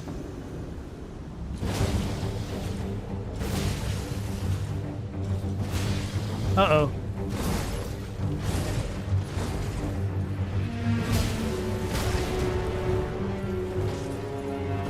I should have done it. I'm stuck. I'm stuck. That was just all wrong. Look at that close-up, though.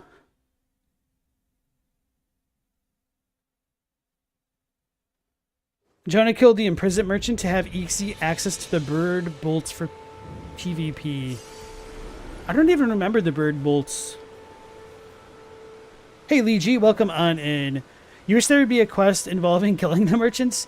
And when Kali threatens you about all of them coming after you if you harm them, you thought it was setting up for something cool.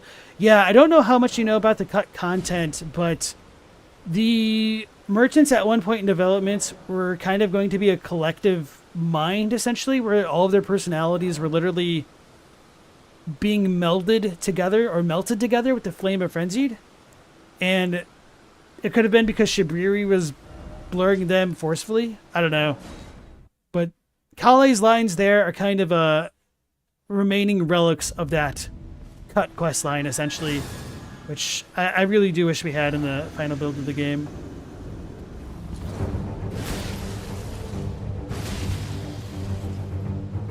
There we go. So I needed to delay him walking out of the fog a little bit first. I rolled way too early. Let's get him out of the house. Damn. Oh, I couldn't roll, but I was trying. Oh no! I rolled too early.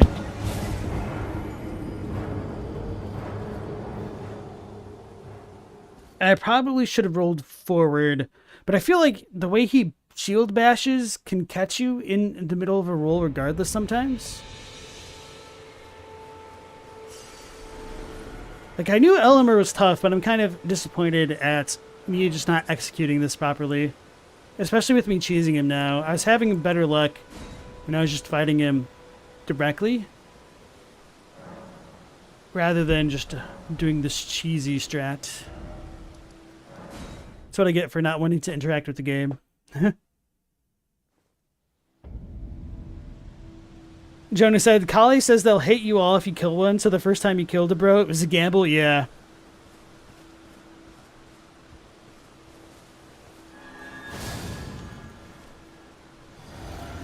Hey Stella, nice to see you again. And also, where's Howdy? He was supposed to invade me ages ago, but he was not him. So he didn't. I'm gonna take a couple steps, gain some of that stamina. YOLO it. I was out of stamina, but just fine. Recover now. Rebuff. I'm gonna get got. Here we go.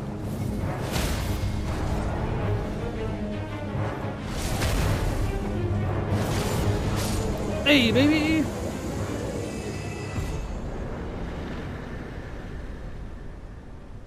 That's how you do it. Bone Peddler's Bell Bearing. So I don't even know what this offers, to be honest. Oh, this is actually a pretty good one for a bow run, unironically. Bell Bearing of an unfortunate bone peddler who was slain by the Bell Bearing Hunter. Offered to the Twin Maiden Husks at the Round Table Hold to gain access to the following items. Thin animal bones, hefty beast bone. We did not get very many runes from that, to be honest. Not even enough to level up. Which is pretty crazy because, I mean, he is way harder than a lot of other enemies in pretty much this entire region. Bosses even. So is there anything else over here that we haven't done? Just Alexander and Marget, essentially. And our finger reader crone. I'm surprised this is on the map already. Okay. Rip to the real one? Oh no. Hey Earthmind, nice to see you again. And for House of the Red Wine, the Deathbirds are the roughest. They can be pretty rough. It seems like holy damage is the way to go though. Oh, wait, no. We do have a cool enemy. I don't remember what you actually get from this dude. Because I really haven't fought him, except for on my very first playthrough. Oh, I know what you'd get. You'd get an aspect of the Crucible incantation.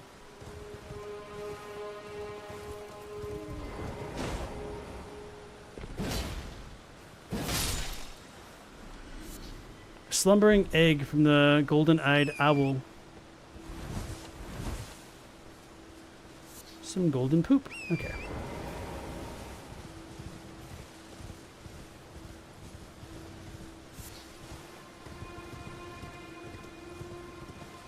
I don't remember if I need a stone sword key for this or not. I forgot about all the stuff over here.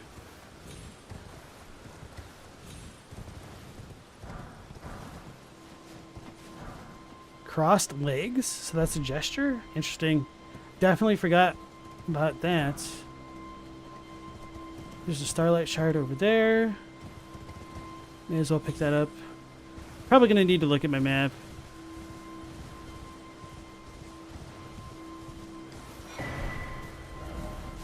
Oh, it's further this way. Or I just need to like look around with my eyes maybe. That might help. Oh, we got bats over there? Not messing with that. Yeah, this Crucible Knight messed me up my first playthrough. Jonah forgets all the stuff everywhere and you got like 800 hours. Yeah, I probably have more than that. But to be fair, like a lot of my playtime isn't necessarily playing as much as it is just looking at stuff. And I'm also split between PC and console, and I lost like a lot of progress on the 1.0 runs because those got deleted. I've got way too much time on Elden Ring, my man. House of Redwine's favorite enemies in the game are the Crucible Knights. I really love the Crucible Knight armor set on a Crucible Knight, at least the axe set. I'm a little bit disappointed at how they actually look on my Tarnished character, though. Uh-oh.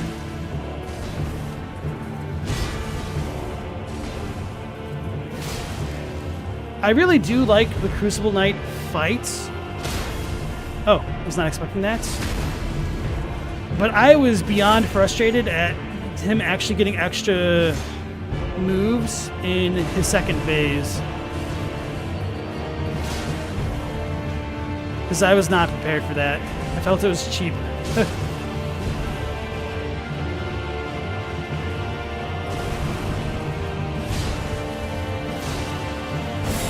Uh-oh, here we go. So you can dragon spin coming out of that twice, potentially, which is really annoying.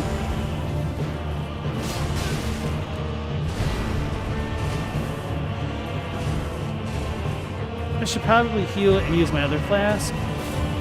I hate that. That is just like kind of unreactable. And that means you need to play 2 passively when he comes out of this attack. So there's times where he doesn't strike twice.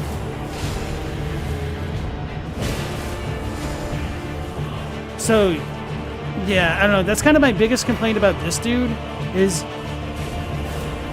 you can't always tell if he's going to spin twice. And you can get punished for trying to punish his whiffs. And I know, like, the easiest way to deal with this dude is to parry. But guess what I don't have on parry?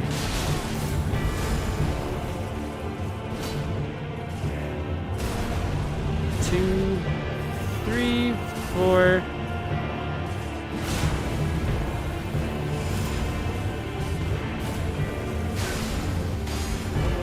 So you did it twice then, which sucks.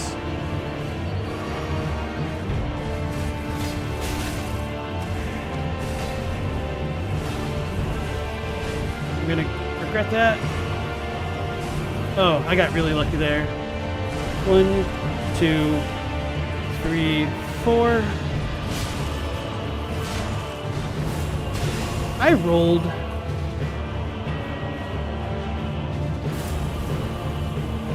I'm gonna roll forward and drink.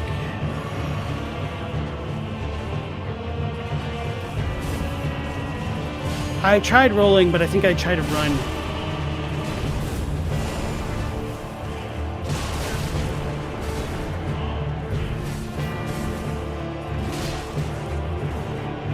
Got more health than I figured. I might be out of juice at this point. I was trying to block. Okay, I think that's what it is. When you're too far away, he swings twice.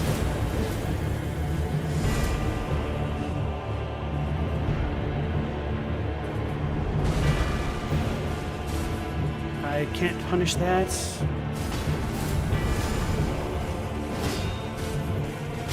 I rolled too early.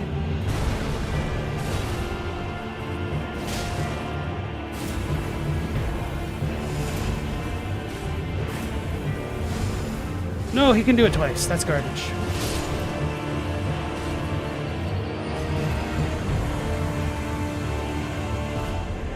Aspects of the Crucible. Tale.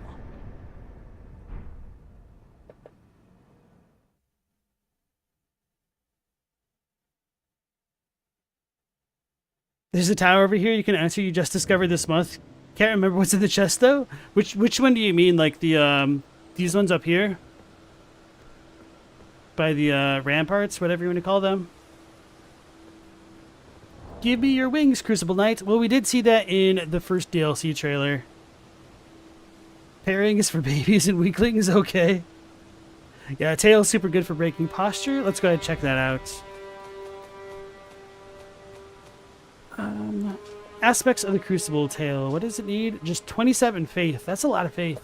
I almost feel like the aspect of the Crucible incantations thematically would work better with Arcane, but I think this ties into my ideas of the Crucible being related to the Erdtree a bit better, that they are purely scaling with faith. So this is one of the ancient Erdtree incantations. Creates a supple tail that sweeps through foes before the caster. Charging enhances potency.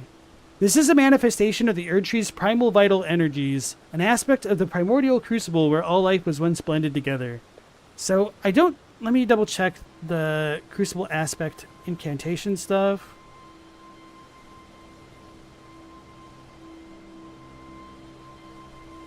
Yeah, so this description is pretty good for the most part. The Japanese is a little bit weird in terms of like the way that it establishes what the Crucible is. Because it says that the power of life is the crucible of the Erdtree, essentially, which is just kind of really awkward phrasing in Japanese. And it's one of the aspects of the crucible, and the long ago life was blended together. So maybe like the biggest difference is that it isn't necessarily all life was blended together long ago. So just some life, potentially, not all life. And even if you do want to say that all life was blended together long ago, the way that I look at the Crucible is that it might act as a kind of filter for the lands between. And so I don't think all life comes from the Crucible, because we do have non-Crucible living things, such as the Crystallians, the Albinorics, Estelle, and the people that come in from meteors, like the Alabaster and Onyx Lords. So I think even if you take this description at face value, it doesn't necessarily describe all forms of life in the lands between. So we need to look at potential other readings of what this could mean. So I think it's more like metaphorical all life. So if things got blended together after death and were all sent into the Crucible to be filtered through the Erdtree's primal vital energies, then I think this description still works of it saying all life being blended together, but not literally all living things, just whatever life force you send into it gets blended together like a smoothie. So hopefully that makes sense. Thanks for the GG. And then Corn says, all natural life in the lands between. Maybe.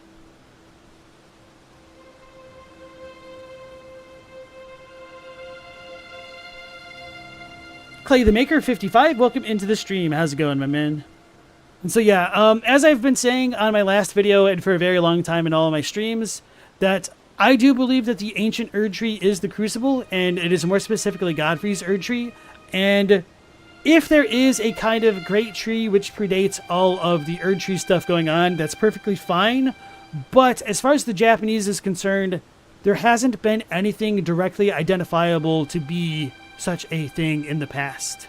So I think that's it for now, until we get more Crucible related stuff. Alright, so definitely fun to fight that guy. Glad I got it done in the first try. I'm curious, I think I was out of juice, but let me double check. Yes, I was. Oh, and that was all my life right there, so I clutched it. Feels good. Especially after being wrecked by Elemer of the Briar so badly. So let's go see our boy Marget.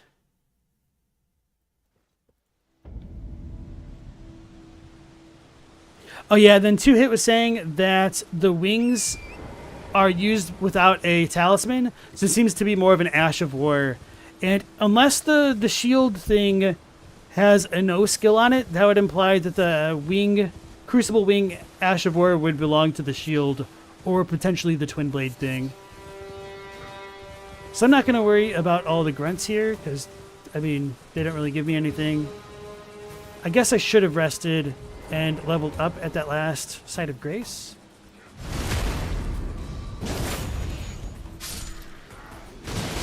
And I'm going to kill these dudes just for a little bit of extra runes, because I don't know how many more I need.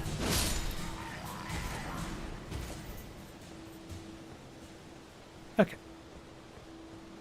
And if I had the Gilded Great Shield, it'd be fun to talk about with the Crucible stuff as well. So now that we're coming up to Stormveil Castle, Melina will have some extra dialogue for us.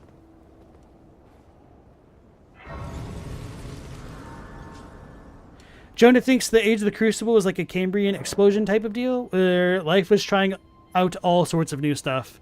I can kind of agree with that.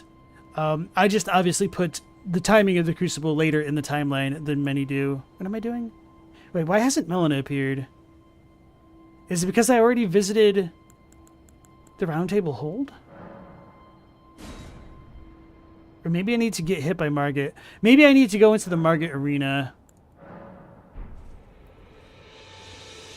And we could also summon Roer for this fight.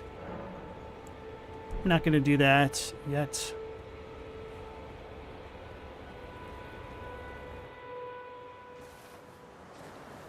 Foul tarnished. In search of the Elden Ring. Emboldened by the flame of ambition.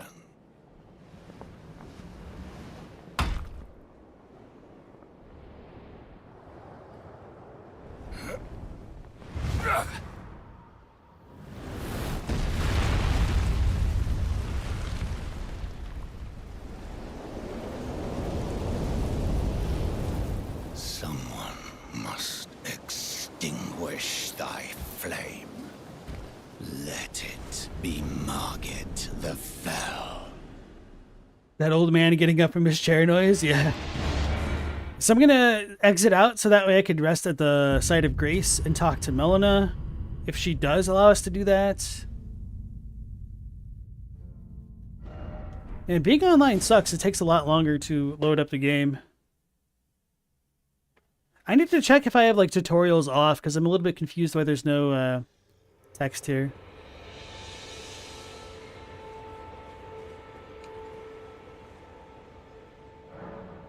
No, I haven't killed Marget yet. He is about to get spanked. I mean, he can be pretty rough, but I'm also using a much larger weapon than the last time I tried to fight him early on. So yeah, no Melina dialogue here. Okay. Interesting. And then Two Hit thinks there was potentially a cult of the Crucible before the actual Crucible happened under Godfrey. It also makes sense why he'd split with Marika. His whole belief system incorporates a cycle of life and death.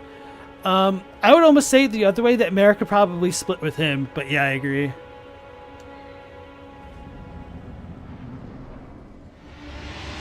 I forget. I meant to level up and I forgot.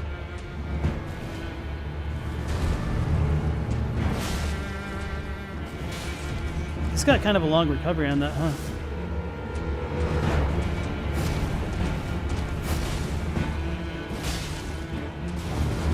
I got lucky. Got extra lucky.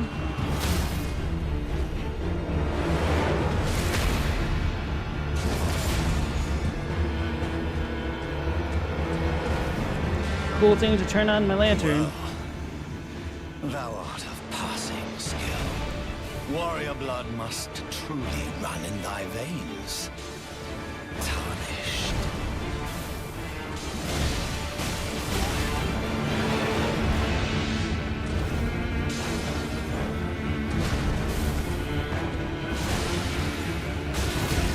I might die.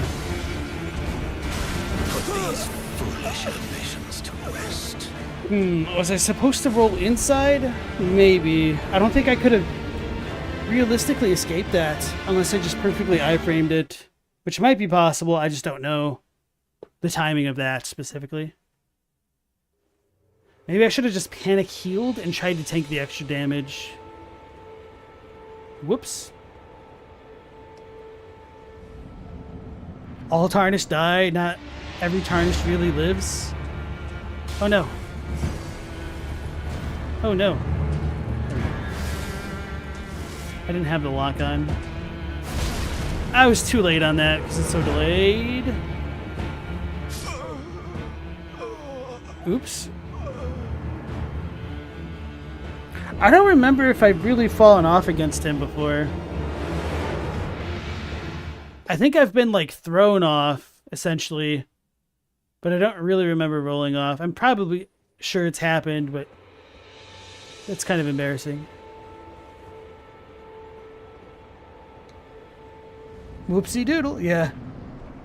Am I doing the oh no from Sonic? Not exactly, not intentionally, maybe I am.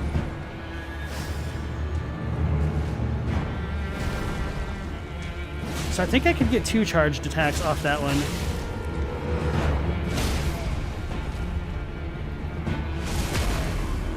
It happens. The arena's designed for it to happen, unironically. Well, thou art of passing skill. Warrior blood must. That was a mistake, so I can't do a charged attack after that. Just a normal one.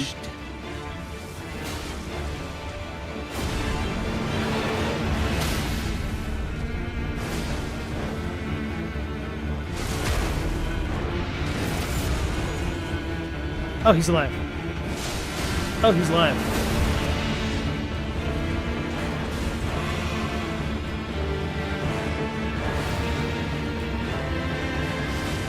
I thought that was going to kill him, unironically. Ha! Oh, he's still alive. See, that's why I prefer jumping attacks a lot.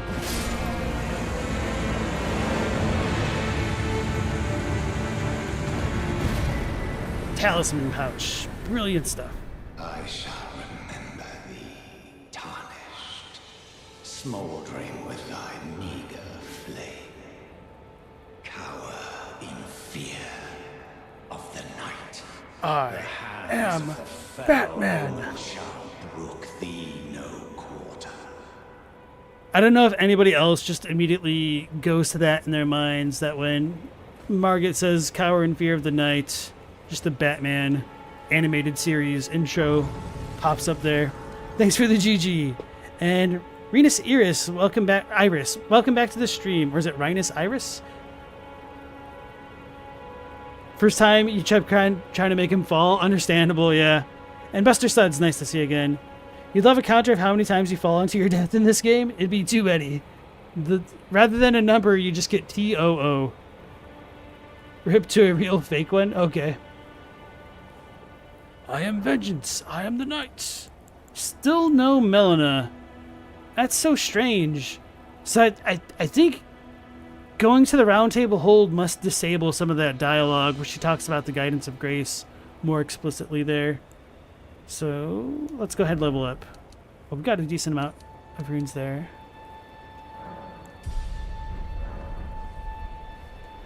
So we're going to go ahead and talk to Gestak and have him open the gates, because this is the only time you can do it. You can't like manually open them later, I don't think, which is kind of odd. Anyway, here we get our real Dark Souls 3 issue of going on, of having too many damn sites of grace in the world. Not High Wall of Lothric, but Lothric Castle. Into the study hall. You there? Come over here, would you? I really like Gestak as a character because he's just pretty different from many other FromSoft characters. You're tarnished, aren't you? I would advise against taking the main gate into the castle. It's tightly guarded by hardened old hands. Oh, try the opening right here. The guards don't know about it. You'll breach the castle undetected. So if you say very well, he won't open the main gate. So if we tell him to open the main gate, he will eventually comply. Fair enough. You certainly don't have to trust me. Well, if you must go through the gates, I'll signal them to open. But of course, I'd advise against it.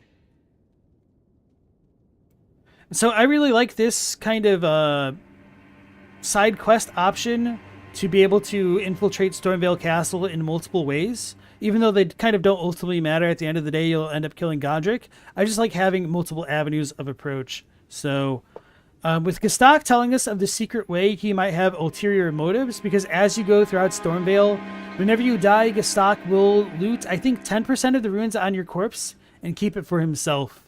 And another thing to note about good old Gestak is that he is missing his left hand, and it may have been grafted onto Godric himself, despite this dude not being tarnished. Use that opening to breach the castle. The guards haven't a clue about it. you'll slip right inside undetected.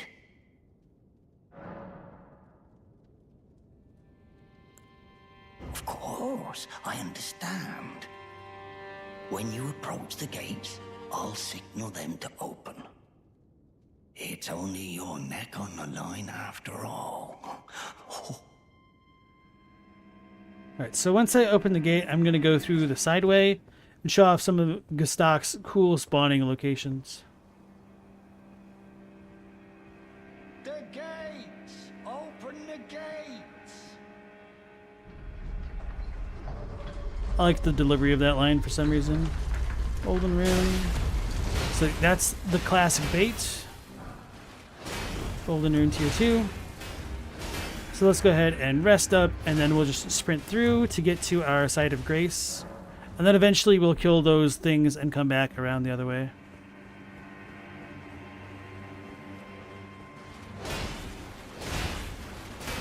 Do our old Tecmo Super Bowl zigzag pattern.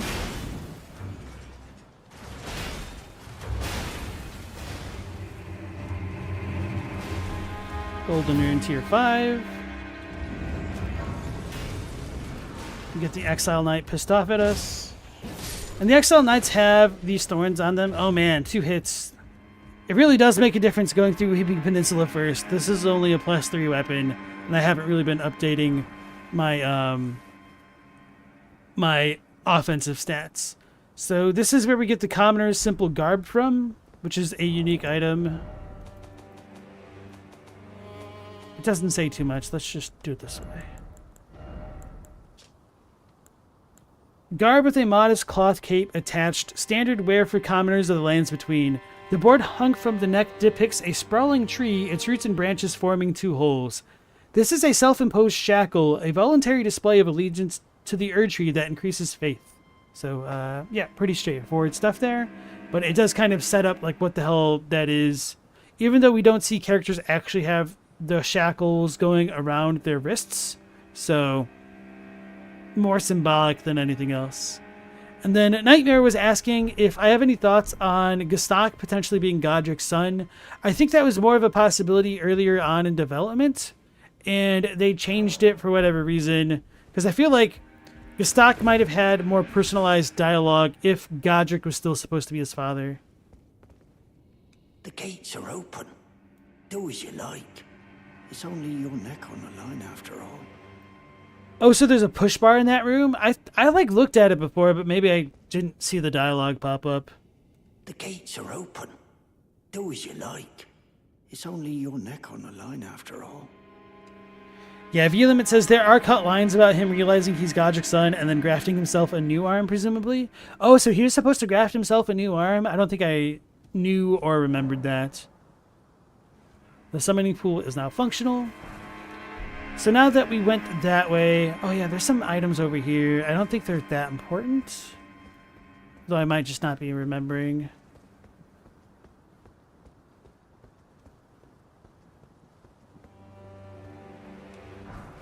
Pearl Calling Finger Remedy. And I think this just takes us back through the bottom way.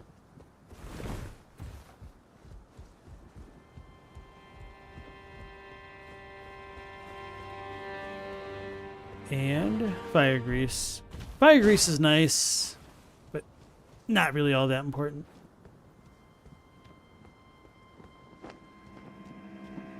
So I've always wondered if you could like come out here and skip Marget, or if that was like an idea earlier on in development, and they were just like, no, we kind of want you to fight him. It'd be pretty cool if there's like an Asylum Demon-esque way to just run away from him or something like that. It'd be pretty funny. View Limit made a video on it, but you guess YouTube doesn't like dismemberment too much, so it got age restricted? Interesting. I think I've seen your video on that, actually. It's just been a very long time.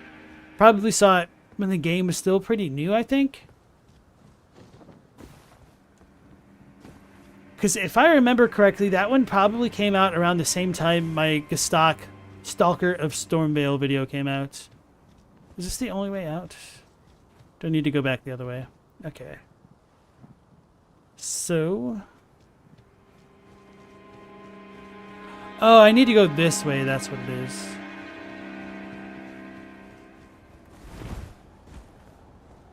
Here comes birds. You hate birds. They are pretty rough in this game. The birds, the dragonflies, all these aerial things.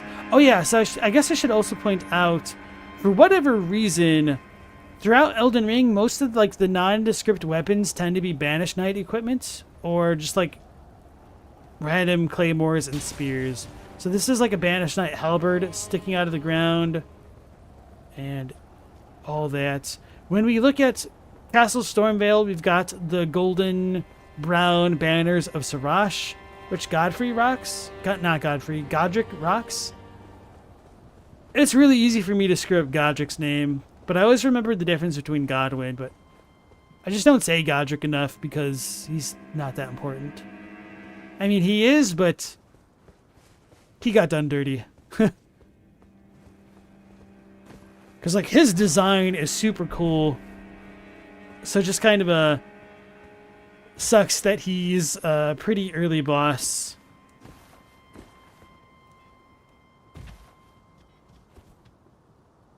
In video games, nothing's more dangerous than birds and dogs. End up in a corner and it's a wrap. Yeah. Ethan Washington, welcome on into the stream. They might have removed it because it might make it seem like grafting is specifically tied to lineage, since Gestak only grafts after learning he's related.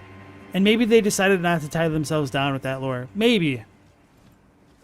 I like the idea a little bit, but I kind of also don't. So I don't mind Gestak not being related.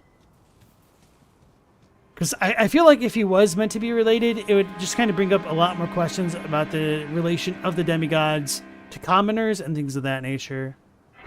So I'm pretty confident there's no real important item over there. There's just a bunch of birds. So I'm going to rest here, and then as we proceed along here, Gestak is going to start stalking our character. And if you talk to him in one of the 3 locations he will follow you to, that will end his stalking prematurely, sort of, not exactly. And you won't be able to get the dialogue in other locations. So I can pretty much only show where he shows up initially. And if you ever die along this path, you won't see him again. So it's really easy to miss this stuff. And it took me a lot of sleuthing on Reddit, because I found Gestak in 2 of the locations, but I didn't know about the 3rd, and just heard rumors of it. So I did a lot of testing of the quest triggers to find out how exactly he worked. Because I did not imagine talking to him in one location would prevent him from spawning in the other ones. And that really tripped me up for like hours. I probably spent 8 or 10 hours trying to figure this quest out, because I got conflicting reports of where he showed up. Maybe it wasn't that long. Maybe it was more like 6. Okay, so now that I went in through this doorway here, Gestak will appear above those rocks over there. I guess I should have pointed that out before. So anyway, we take out our telescope, and our boy is following us. Which will make sense when he locks us into the dark room anyway, that our guy is following us. So let's go ahead and clear out the Exile Knight down here.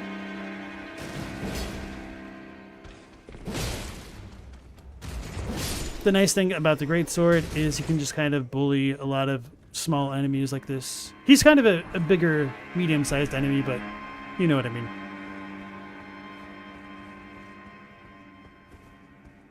Yeah, V-Limit's a pretty regular viewer on the stream, and for anybody who doesn't know V-Limit, he makes a lot of really cool content, not necessarily limited to Elden Ring. He did like a really cool Dead Space video. He does Armored Core stuff, I think more with body. And he also made a really cool trailer for the Elden Ring trailer contest, if you guys haven't seen that yet either.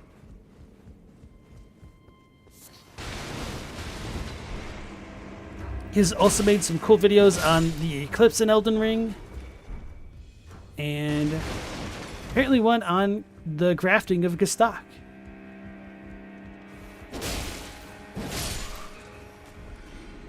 Alright, so this will be the dark room where we can see Gestak.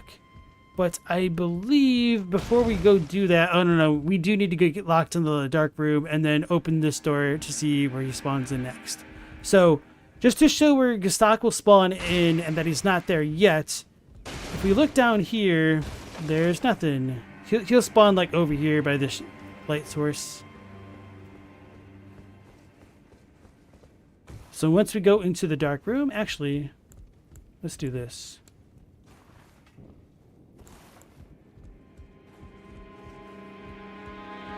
So it won't be entirely dark for us.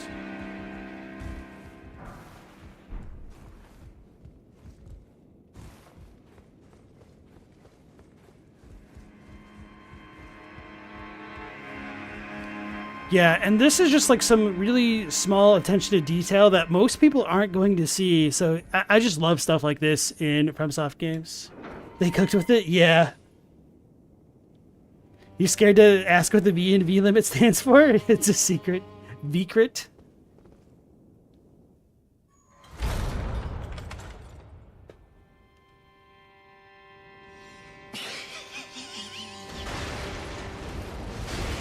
Alright, so that's Gestok's laugh. At first, when I played the game, I thought it was potentially patches locking us in. Other people had that idea as well. But it's Gestok. I was trying to roll. So because this Banished Knight has the Greatsword, he could potentially use Dragon Communion incantations, unless maybe this is a specific version of the Banished Knight that won't do it. I don't know.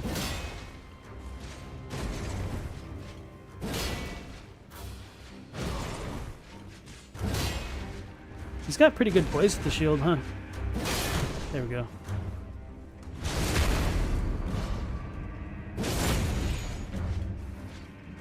Bonk. Oh, he lived. I was trying to do a backstab. Be fancy with it. So yeah, there's a lot of actually really cool paintings here, which I should point out. But now that we've got the rusty key, I'll go see Gestok, and then come back into this spot and talk about all the cool artifacts here. There's a lot of cool stuff in Stormveil. That's a rusty key. We open this door. Gestok is still not here, but if you climb up the ladder, I don't know exactly where the end point is, so I just go up to the top and then slide back down. We will find Gestok continuing to follow us, which shouldn't come as a surprise since he locked us into that storage room just a moment ago.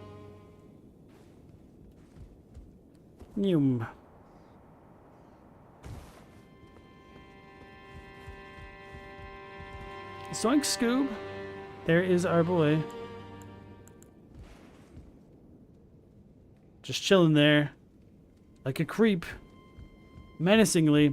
Alright. So to start off with some of the coolest stuff in Castle Stormveil, we've got paintings of birds, stormhawks, whatever you're going to call them. But my favorite painting, damn it, in the entire game... Do I have another glowstone? I don't think I do. I don't have Ducust Herba, so I'm going to have to use a warming stone, I think. Actually... No, I just throw those.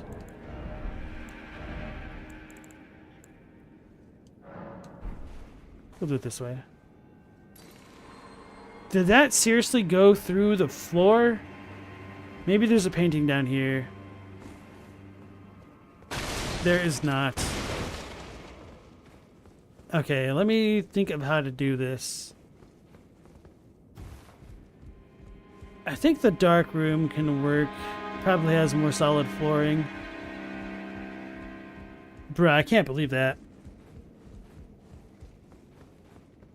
Jonah says, I focus on a lot of stuff that isn't covered by other people, the less obvious stuff that you like. Thanks, I appreciate that. And I'm glad you enjoy it and all that.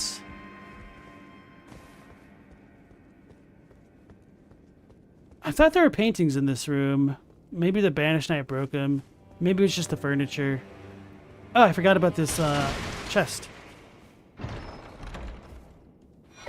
Curved Sword Talisman. Oh, this is an amazing talisman as far as the lore is concerned. Okay. But before doing that, maybe I'll just stick with a darkened painting. Alright, so this is going to be a little bit dark, but oh well. This is a painting of the cliffs of Stormveil Castle without a Stormveil Castle in it. It doesn't fully match up, but we can tell that this is most likely supposed to be Stormveil because of the types of cliffs that are here and also the angle of the bridge leading into the Divine Tower. Although maybe this isn't supposed to be Stormveil now that I think about it, because we've got a mountain in the background. I was not trying to do that. I accidentally did a thing. Fudge. And, anyway. That painting doesn't have a depiction of the Erdtree in it if this is supposed to be the Stormveil Divine Castle, or Divine Tower. Or Limgrave Divine Tower, rather. So, it can potentially definitively imply that the Divine Towers existed before the Erdtree did. Which, I'm sure many people would come to that conclusion regardless of the painting, but it's really cool that if this is supposed to be the case, that there is that kind of attention to detail in the environmental storytelling. Alright. You thought the Banished Knight was laughing. Okay. For the Gestalk thing. A new era, welcome on into the stream. You think Mikola is Griffith and ask, do I really think FromSoft would give us a ray of hope to save anything? Do you think their final wish is such a hopeful youngling who wants to save the world you wouldn't trust? But that's where hope comes from? Yeah, so I don't really know. I don't have strong feelings on Mikola. I think that they do hint that there might be some ulterior motives, or maybe the pathway to hell is lined with good intentions because of all of those lines of Mikola being the most fearsome Empyrean of all, the way that he uses love to strive clean the hearts of men, and there being nothing more terrifying, is very appealing to me. And I could definitely see why people think that there's a lot of parallels between Mikola and Griffith. But I also like to sit on the fence until we have definitive stuff to substantiate such claims. Ethan might go through the DLC with the kick Ash of War because it felt really rewarding to have one during your main game runs against the occasional shielded enemy. Well, keep in mind we're also going to get actual like kicking weapons. So maybe, I know you said you want to kick it open for shield specifically, but you might want to just pivot into the whole kick fighting style because that looks really cool too. Red Knight found the Dark Room very terrifying your first playthrough. Understandable, especially if you don't have a lantern or a torch handy.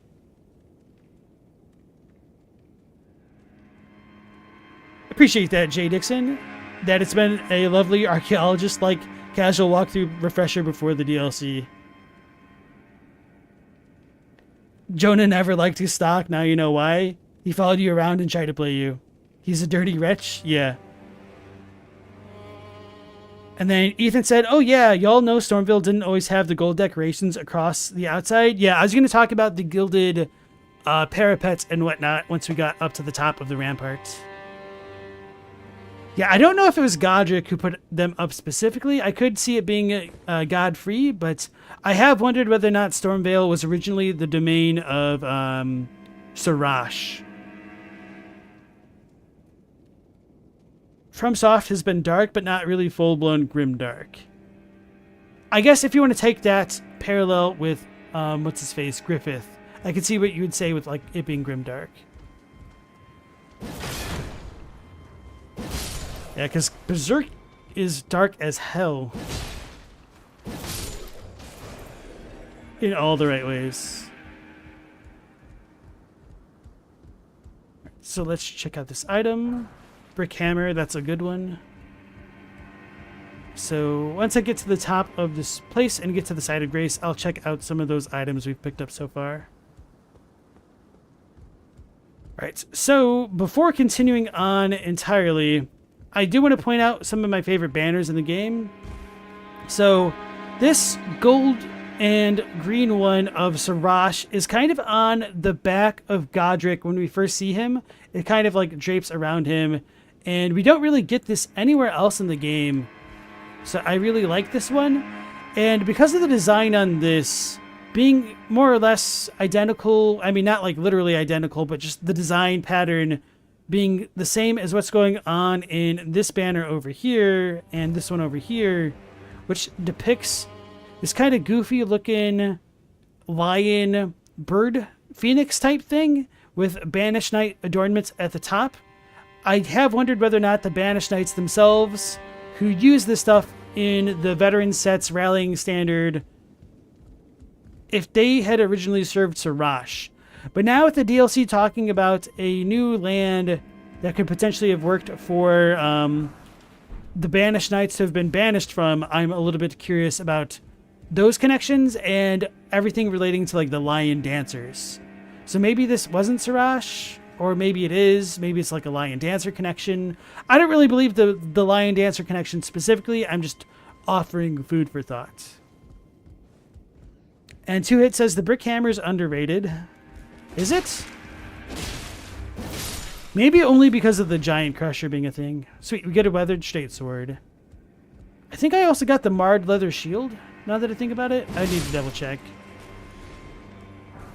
Silver pickled foul foot. I should probably heal.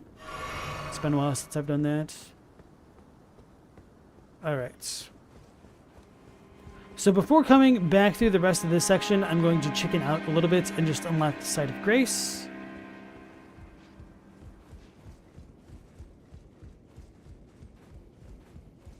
And then we'll get our last little bit of unimportant treasure and then start reading some more items.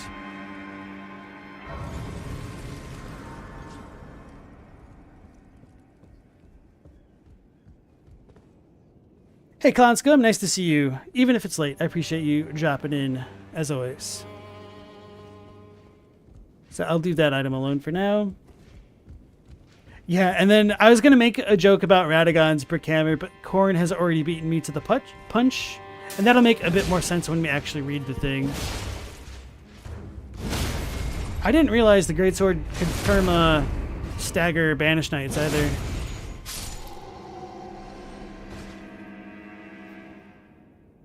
Zoinks. Okay. So this really tripped me up for a while because I did not expect this to be the way to proceed to the little item that I couldn't get before, which I didn't show off. But anyway. It bothered me for a very long time in Stormveil that I didn't know how to get to this item specifically. And for all of the pain that I went through trying to get to it, it just ended up being an arterial leaf. So we've got another banished. Oh, we got exiled dudes down here. I didn't go down there? Maybe because there's nothing important. Yeah, I'm not too worried about it. Okay. So for now, that's it for this little section, and we can go back up. I'm just going to warp there because it makes more sense to do that. And hey, Meow Laser, nice to see you again. Who's the statue in there? Could you elaborate which statue specifically? Because I could look here soon.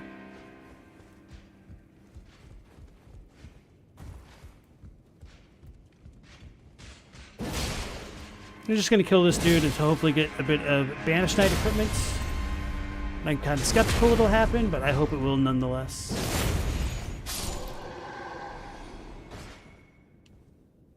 This just literally blew your mind? Oh no. If that blew your mind, it'll probably really blow your mind what we'll look at next. Well, there's going to be like two things essentially, but man, this next part was super annoying. Well, the part after the next thing that I'm going to show off. All right. Without Horns said, you thought the brick hammer was the meme weapon for the poise break in the game? I'm pretty sure that's the giant crusher, which looks very similar to the brick hammer, to be fair. Did I pick up the thing that I thought I picked up? I did. Okay, sweet.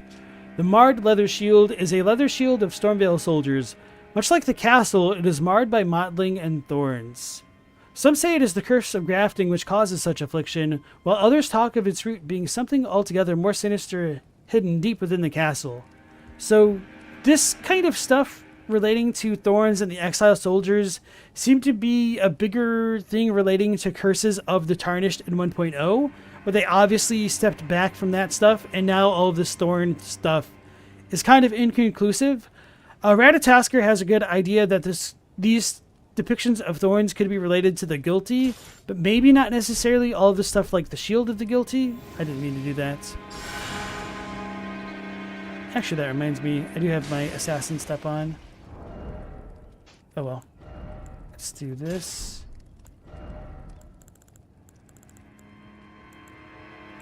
Do that. So yeah, these thorns kind of show up on the Erdtree itself, the Radagon thorns, although they don't really look like the shield ones specifically. We've also got a bunch of Banished Knight equipment on the wall throughout Stormveil and a little bit in Lane-Del as well on the interiors of places. So, like I said, with this being a Banished Knight stronghold at some point, it would make a lot of sense why we've got so much random Banished Knight armor and equipment just chilling on racks. So we've got a bunch of... I guess I would need my torch to show this off. More Banished Knight equipment, breastplates, etc. So the breastplates on this stuff is a little bit different than the stuff that you can equip yourself. You can kind of see Loch Ness Monster looking like things on these. Not really important. It's just kind of funny to me, which is why I'm showing it off. And then we picked up the Radagon hammer, the brick hammer. It's a weapon made from an ordinary stone brick, wielded by a laborer who led a rebellion and later became a champion himself.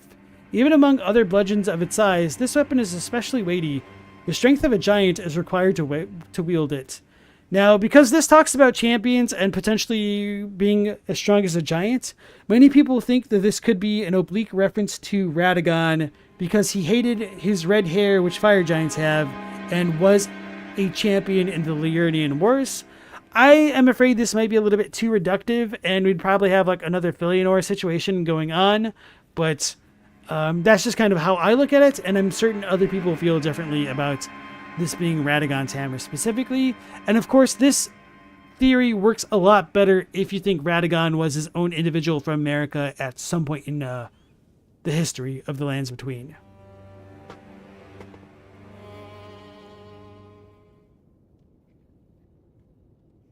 And then Meow said, down by the room you get locked in. There's a weird statue guy with a funny helmet. All right, I'll take a look here in a second. To have all that stuff. Oh, I forgot to equip my extra talisman. Okay. So I'm going to wait until we get the jump talisman, essentially, and then I will... I don't want to put that on because that'll feel too good. I guess I'll do the axe talisman. So we also got the curved sword talisman, which is a talisman depicting a curved sword and a swordsman, enhances guard counters. It is said that a blind swordsman was the originator of this technique, the art of allowing one's opponent to strike so as to leave them vulnerable to a well-timed reply. So because this armor set depicted with the curved sword is that of the blue nomadic warrior and talks about the blind swordsman, there's something going on with like the blue fairy talisman, which I forgot to get, and I should probably do that now actually, in that Malenia was taught her form of swordsmanship by a curved sword master, and if that curved sword master who taught Malenia was the blind swordsman who may have also sealed Scarlet Rot, a lot of this stuff would start adding together, because this type of fighting style is perfectly suited to the way that Malenia operates, in that she can take a hit and guard counter to regain her HP, and that is literally what she does in the fight against Radahn. If you look at the story trailer and whatnot, or even like the 2019 trailer, she's called Malenia the Severed because her arm was severed, and when Radahn strikes her, she gets hit in that prosthesis arm, the prosthetic arm, and then she delivers her well-timed reply in the form of breaking the gold needle to unleash Scarlet Rot against Radahn. So I just really like how these disparate elements of the lore all tie in together to weave this grand tapestry of storytelling.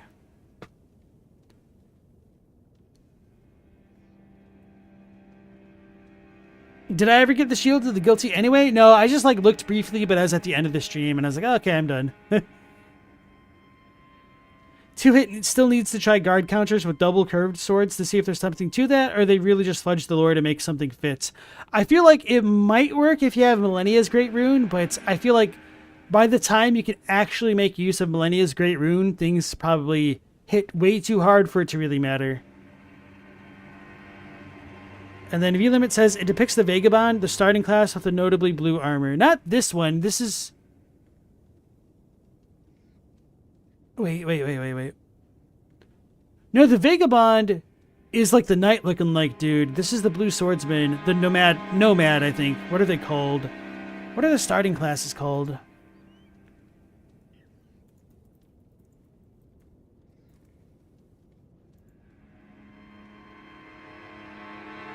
It's the warrior set.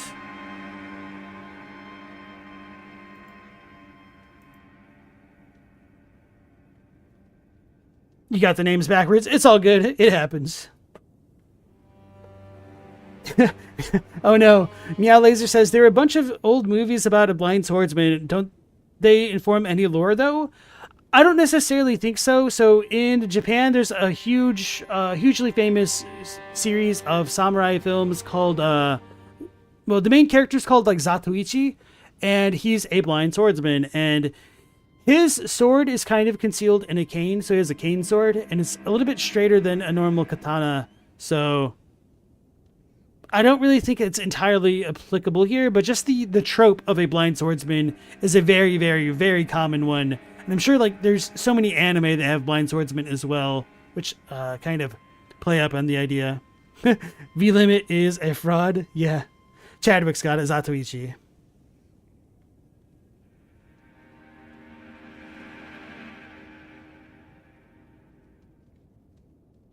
And the warrior set also comes with the lore armor. Exactly. And I believe the warrior set is purchased from the Mount Gelmir wandering merchant, which I don't have access to just yet.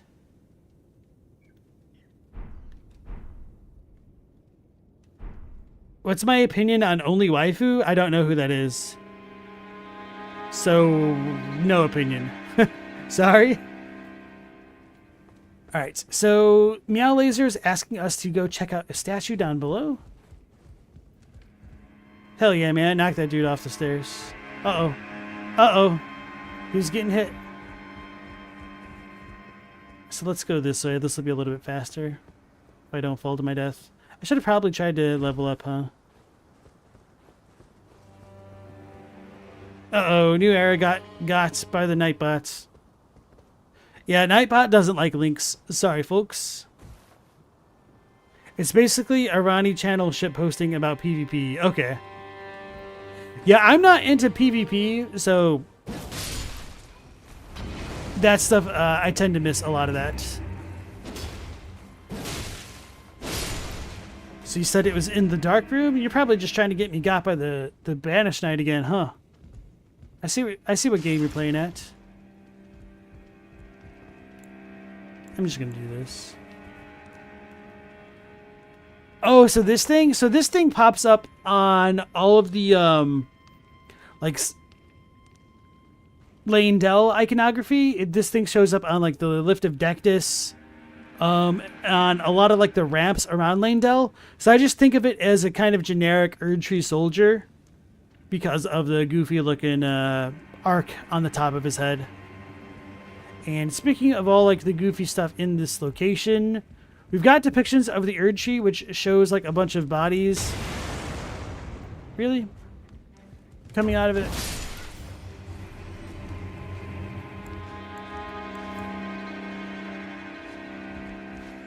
I angered the Banished Knight. I'm scared.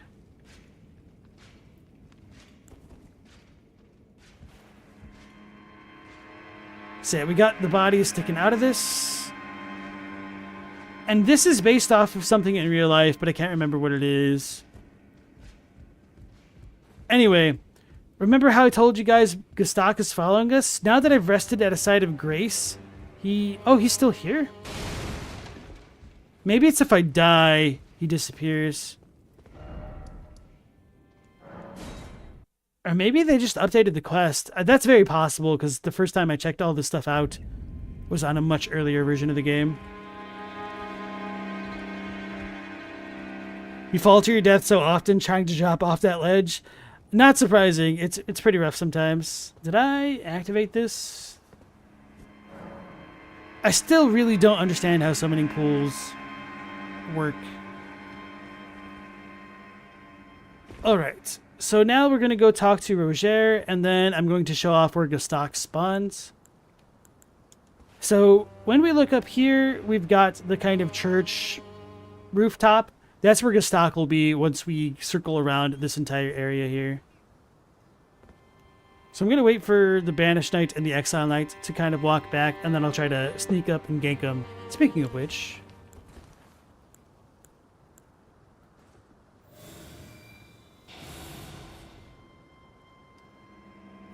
why would they just give a rando soldier a statue? Feels like he's got to be important. I don't think it's like meant to represent a specific soldier as much as it is like the idea of their soldiers. And then Urshay, nice to see you again. Do I think the Shadowlands creation could be an example of a trolley problem? It'll be fun learning about the creation of the Erdtree if they don't just end up asking more questions. I never thought of it as a trolley problem. I'm not going to lie to you about that. That's kind of a funny thought. Why would you say it's a trolley problem? Oh no, my buff ran out. They cheating. By not letting me cheat. Don't kill me. Don't mess up my Gestalk run.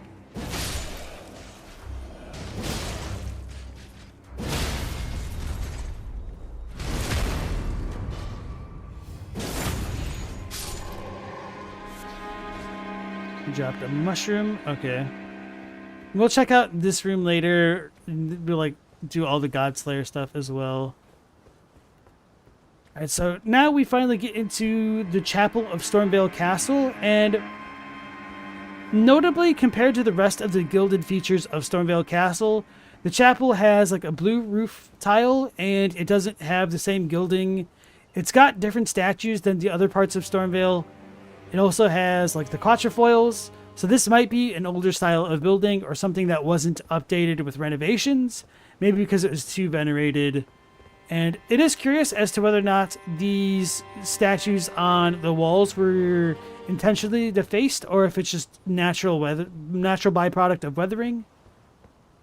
It seems a little too deliberate at places, but I don't know, man. Right. So I pointed out these rugs in the Round Table Hold, but it's also notable for you folk who were not in that stream that we do get this depiction of a rug, carpet type thing, tapestry, whatever you want to call it, appearing in Dark Souls 3 in the Ringed City. The easiest spot to find this is right before Midir. You've got that little sarcophagus looking like thing that has a Lothric Knight Sword on it, and this is underneath that Lothric Knight Sword. This little design here. So, a little bit of asset reuse. And as we go into the church itself, we see a painting of Godfrey up top, more of the Sarash banners, and we'll see Roger over there. And I do think that this church was kind of repurposed a little bit, because we've got what some people would call the Crucible statue on display here in the middle, whereas in all of the other churches, it's a woman with an urn.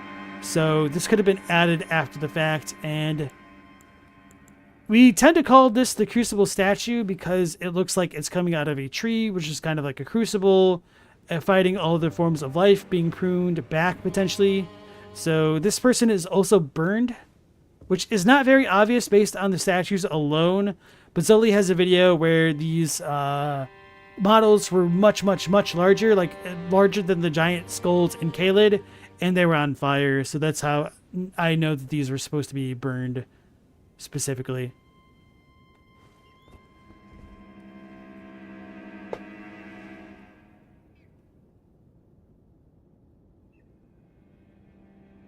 Yeah, Eladelia says the horse and rider statues outside Lane Dell seem like they're just, look how impressive our mountain knights are. Wow, exactly. You thought I just said a Charlie problem? Oh no. The Shadowlands are a Charlie problem. He's got to go clean them up. He's got to huff that paint to get there first. It's Charlie work.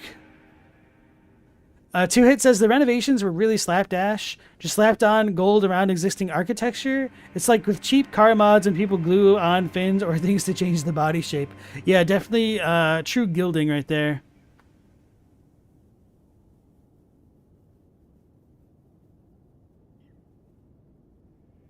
Alright, so Earthshade said, depending on how it unfolds, maybe the heavy hand of the Erdtree royalty could have been needed to bring forward the prosperity, but it's an idea of the Erdtree royalty going around demanding yielding to the order of their tree or perish, because a lot of the things were smothered under the creation of the order. So yeah, through things like protection of the Erdtree and the one spoken echoes of Queen Marika, she does tell people to either join their order or to wallow at the fringes as powerless upstarts. So it does seem very much to be her way or the highway there. And then, i.e. not, nice to see you again. You think the flowers on the branches look a bit like fire too? I think so. They also kind of remind me of the types of glintstone that you find in the Staff of the Guilty. So I don't think these are meant to be glintstone on these branches. But anyway, another thing which has stood out to me is that the little sapling on this kind of reminds me of a 7-branched sword. Or maybe like the feathered branch sword talisman. I can't change equipment because I'm telescoping. But I just think it's a reminiscence or resemblance, not like a real taking after it. And then, yeah, Ethan says, the stump crucible thing appears around Radagon and his statues too, just without the flower-looking parts attached. Yes, and I did mention this briefly in the other stream. I think I might have cut myself off when I talked about it. I didn't literally cut myself, but behind this, the depiction of Radagon in the Radagon icon talisman, you've also got Miranda flower type stamen coming out of the talisman. I don't know what they're called, but like. Actually, do I have the item?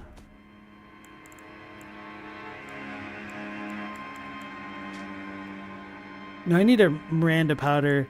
So the things that like stick out of the Miranda flowers at the very top where you can like get the powder from, you can kind of see that around Radagon on his icon. And in the earlier drafts of the game, we were told of there being a Miranda of the Crucible, none or something like that. And so if the Crucible is affiliated with Miranda flowers, which looks like what's depicted on Radagon, could that have meant Radagon should have been affiliated with the Crucible to some degree? Is this person Radagon?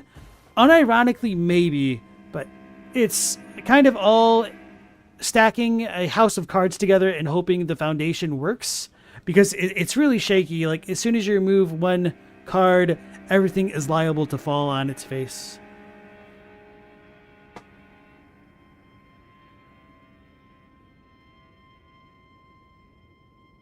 How is my voice not tired? Can I tell us the secret of my hyperactiveness? Oh, it's pretty tired, but I mean, honestly, I do try to hydrate myself pretty frequently. So pretty much any time I have an NPC dialogue coming up, I mute myself and I just try to chug some water. And the more you talk, like the more your voice gets used to it, especially if you're like in the teaching profession, when you need to project your voice all day, or like if you're in the boot camp and military, you will mess up your voice initially with all the screaming, but over time your vocal cords get used to it and you can just kind of scream for days, unless you're trying to do like a drill instructor, drill sergeant thing where you have to yell a certain way. So this is not too relevant, but we often make fun of drill instructors and whatnot for the frog voice, because it's a way of protecting their vocal cords while just like literally screaming all the time.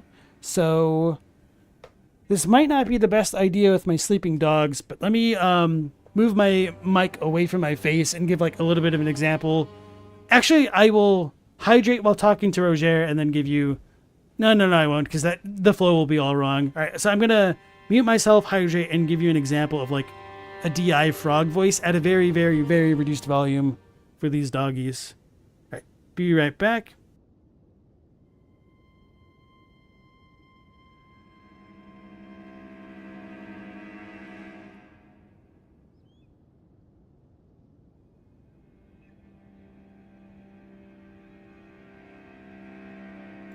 No, I'm not going to yell, but they'll be fine.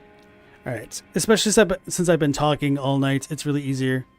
Wow, taking off my headphones really makes me notice the damn echo in my room. All right.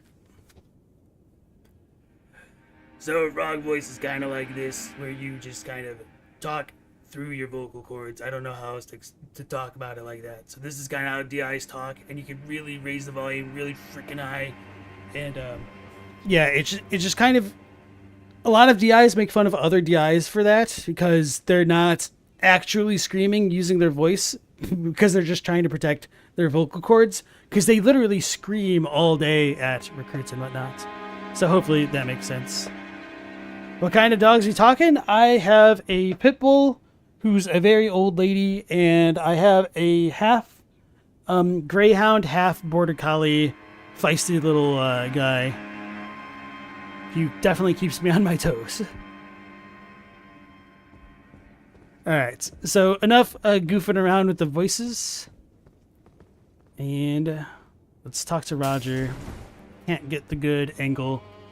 It really sucks if you're still around in the chat. I don't know if this is a console thing or like an updated patch version of the game, but I can't seem to get the super smooth talk to an NPC, pull out the telescope, and get a good close-up of them on my PS5.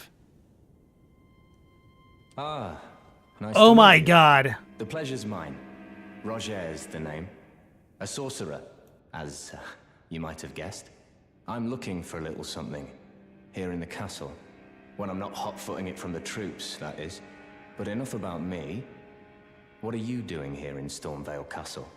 This place is bristling with tarnished hunters, you know. They sacrifice our kind for grafting. Not exactly a place I'd stroll into without a purpose in mind.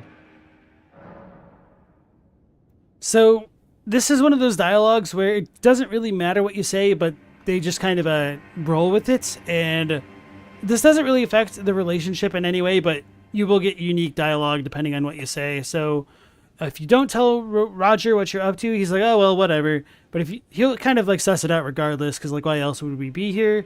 Or you could just tell him that you're here to defeat Godric. May as well tell him the truth, because whatever. I see. Here to challenge Godric and lay your hands upon a great rune, are you? You can see it then, I take it. The guidance of grace. Well, enjoy it while you can. I'm tarnished, like you. But unlike you, I've seen neither hide nor hair of this guidance for the longest time. Still, I won't forget how it felt when I first came here, to the lands between.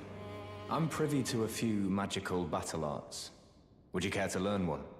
As a fellow tarnished, once guided by grace, I'd love to help you out, if it please. Alright, so this kind of sets up that Roger doesn't see the guidance of grace anymore, which is very interesting to me because he gets death blighted, but he kind of sort of comes back to life, half-life, whatever you want to call it, in the Round Table Hold. Or maybe it's just a very slow death overall. Anyway, right.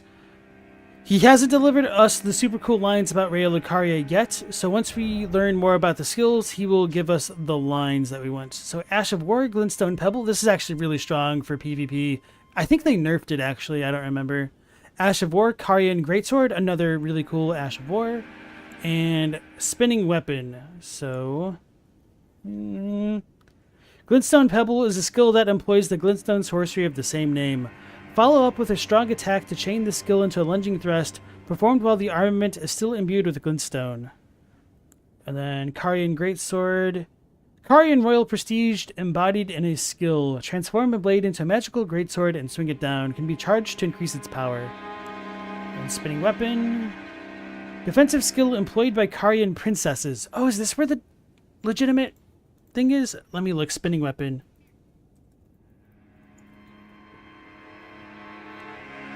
I'm on the wrong page.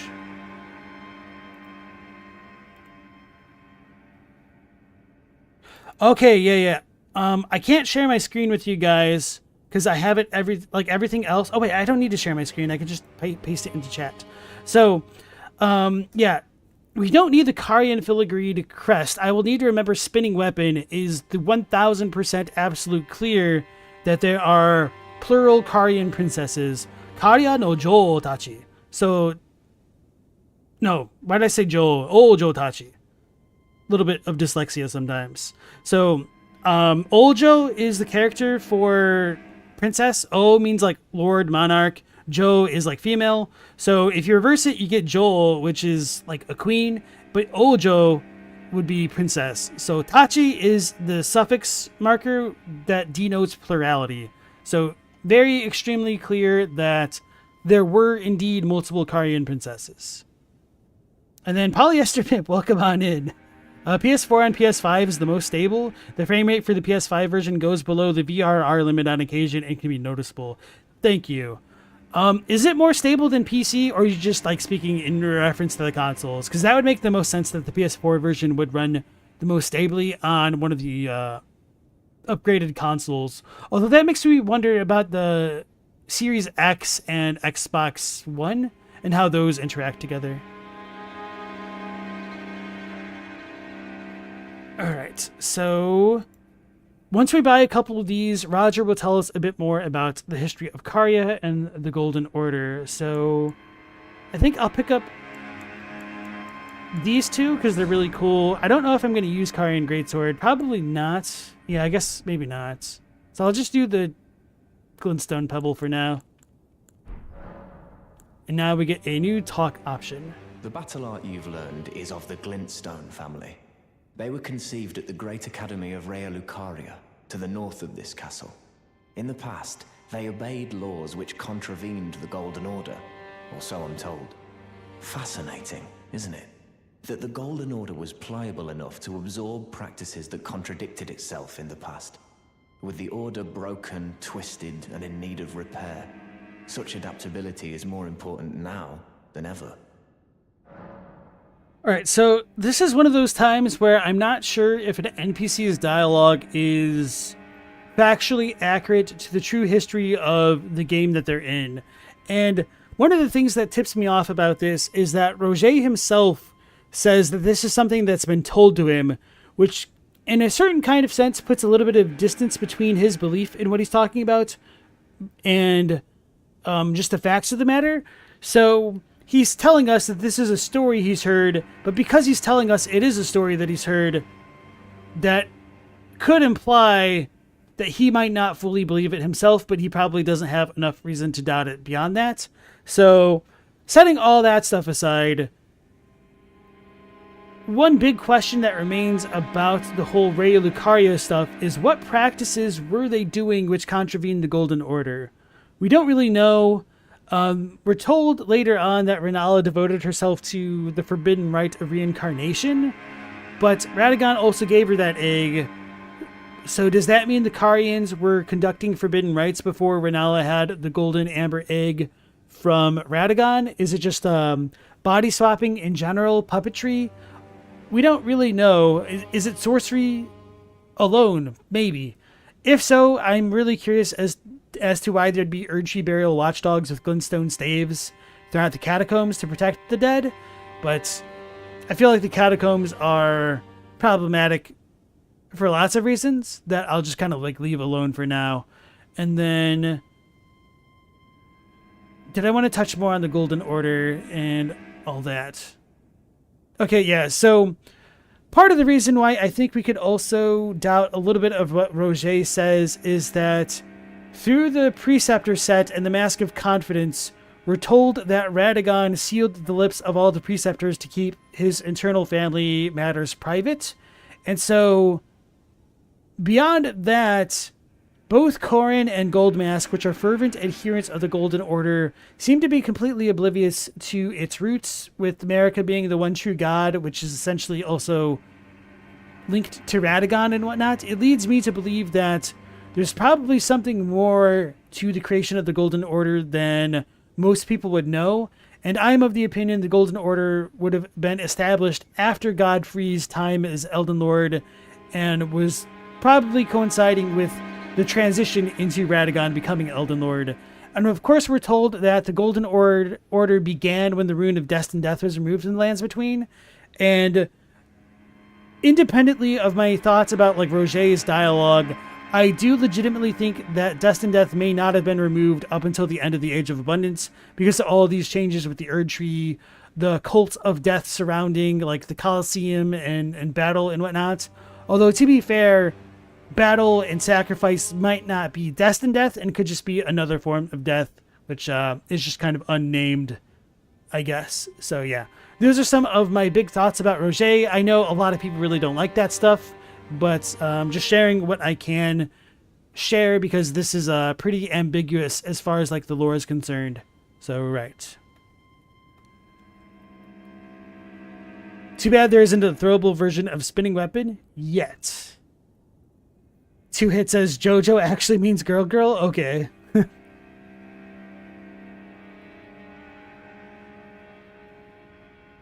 Oh yeah, and then Chadwick mentions the Albinaurics pissed off the Knights of the Cuckoo, so maybe Raya Lucaria was doing stuff with Albinaurics. Although I feel like Albinaurics might predate a lot of the Raya Lucarian stuff. I don't know. Yeah, I definitely think the snake people in Volcano Manor are indeed Rykard's children, or at least his creations. And so some of us were talking about that sweet dog lore. Chadwick said he had a greyhound for a little while, but she was a sweet alien dog. Okay. And that greyhounds are spooky, but border collies are Muppets. What a great combo. So yeah, my little border collie greyhound mix is a bit of a Muppet, but he's also a pretty smart boy. He's a good boy, but he just has a lot of energy and doesn't understand personal space very well. He gets very anxious at times, separation anxiety. I think that's a pretty big greyhound trait, to be honest. But the unfortunate thing is he's almost got the speed of a greyhound, but the energy of a border collie. So it takes a bit to settle him down. But I'm really glad I was able to teach him how to like do fetch and whatnot, because we got him pretty late because of like some weird circumstances as to like his upbringing. And so it took a lot of work to get him to where he is. But just being able to play fetch with him for like a half hour at a time is such a huge boon to get rid of his energy level. And then Ponyboy always thought that Roger dressed in the same fashion as Jaren. Is Roger the only sorcerer who doesn't seem to have overt ties to the Academy? No, he definitely does have overt ties to the Academy. If for no other reason that he teaches us these Karian battle arts. And I think it's either his rapier or one of his set items does talk about it in a bit more detail.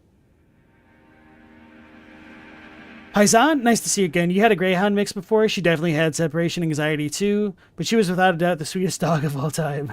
My dog's a bit of a jerk, but he's a lovable jerk.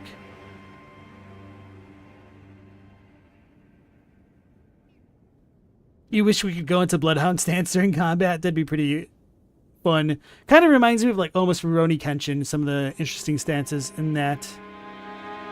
Yeah, Two Hit says, isn't Roger implied to be a former Karian knight? I'm not entirely sure. He definitely does give off those vibes. So yeah, just saying that he's implied to be one I think could work, but that's just an implication. We don't really know.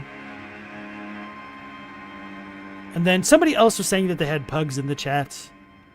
And so this might come across as mean, and I apologize, but I feel really bad for pugs because I felt like they've just been bred to be in such a bad state. So it's Jay Dixon.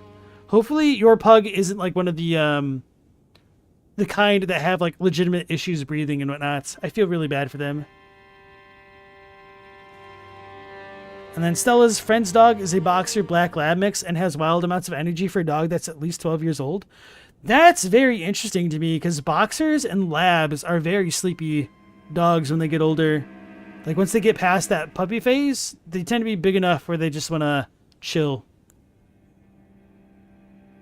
Ponyboy got the impression that Roger was a wanderer because from his garb, and that his Karian sorceries are a matter of gameplay limitation. Okay. I think he definitely left the Academy of Raya Lucaria to follow his heart's content. But, alright. I think that's pretty much it with Roger. Oh, keen to learn. Yeah. I don't think he says anything else from learning all of them, so that's pretty much all that. Now, the next two things to do are going to be some of the trippier stuff on the playthrough. For those who might not be like super intimately familiar with Castle Stormveil.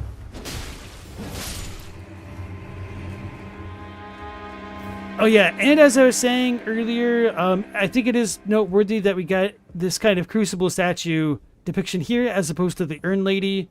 So it seems like they might have shifted some things around in this area. I guess I could talk about like the friezes on top of the doors, but it's a lady with an urn with a bunch of figures that probably doesn't amount to much. So anyway, on top of the church itself, there is a bit of a bell. As I mentioned before, Gestak will appear here, but he is not here quite yet, and I will show you when he literally pops into existence. It's going to be a little bit awkward and funny. So yeah, this is kind of the urn lady that I was talking about that should have been on the inside, or maybe she doesn't have an urn. Maybe it's just her hands. So we got the bell here, which I don't think we can actually see the bell in the other churches, but anyway, if I don't die here, I can show you all the cool things. Uh-oh, uh-oh. Oh, sweet, that one shot.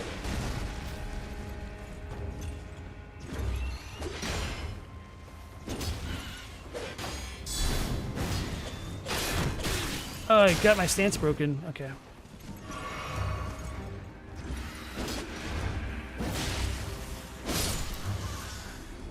So the Stormhawks have chains on their wings.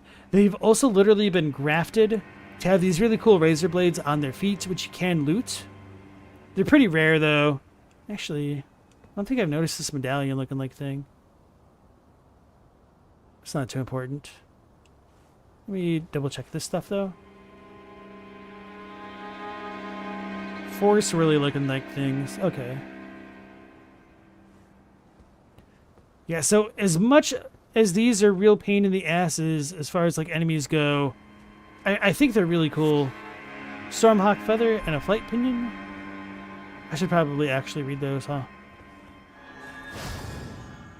That sucks.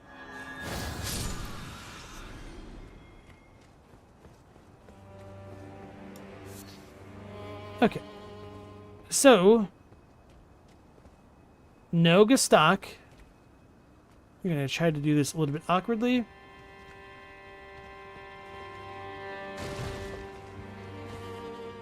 Ready? He should... Oh, wait. Doesn't he spawn in this way? Oh, no, I think I know what it is.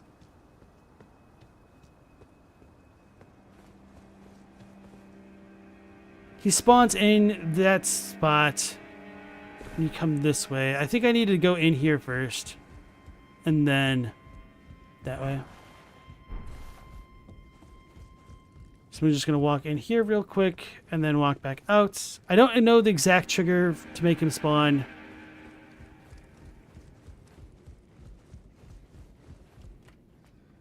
Okay, the next one is when he disappears. I was mixing up my two triggers. So he spawns in this location from going in that building, and then he will despawn when I get to the top of that ramp. But this is the last location where he has like the unique dialogue where you like get the jump on him. So I'm going to talk to him here, and then he will appear in the last location pretty much no matter what. Oh, you. Oh, great. I'm glad you're here. Just a small reward. I was saving it for you. Please, it's all yours. So we get a worthless grace mimic. Good, now let's be on our way, shall we? Wouldn't want the guards to spot you. Jay Dixon says to kill him. You're trying to make me miss out on an ancient dragonstone. Hop along, will you? What'll happen if the guards catch you strutting about? Alright, and so that's pretty much it. So he gets spooked because we catch him watching us like a creep. And Tonga Nyarenda, welcome into the stream. The weapon that I'm using right now is the Lordsorn Greatsword, which is attainable from the caravan that is immediately outside of the Stormveil gates, next to where you can find Melina for the first time. So the troll drops down here, you get the gate front side of Grace, and it's literally right next to it in the abandoned coffin. It's a pretty good weapon. Alright, so we can still see Gastak. Oh no! Wait for it. I don't think we're gonna get the best advantages, but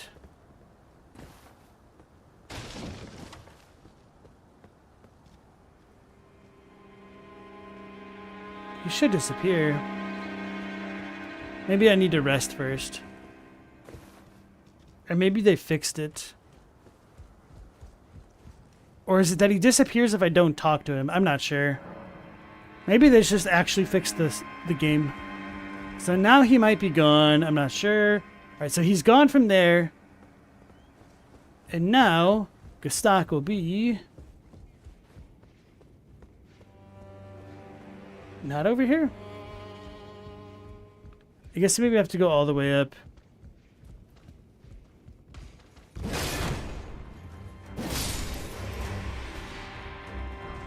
Exile gauntlets. You killed Gastak your first run. Also, Kenneth, it's a miracle you managed to complete Nepheli's quest. I thought you couldn't complete her quest without those two, to be honest. I ended up killing Gastak my first run because he didn't sell me anything anymore, and I wanted to buy his items. It's like, damn it, I need his bell bearing. What am I doing? I was not paying attention. I need to go up. Actually, no, I don't. I mean, I do, but... can I walk across this? I didn't think so. I was just a little bit curious. I think Gastak shows up if I go high enough on this tower.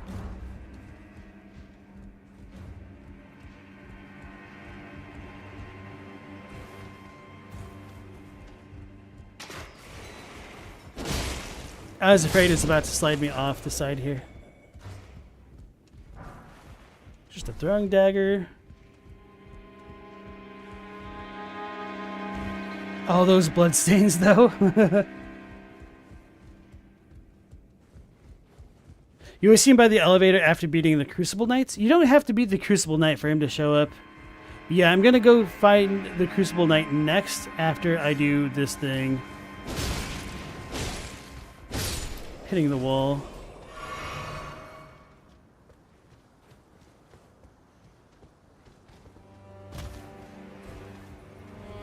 No, no, no, no, no. Damn it. Okay, cut it off.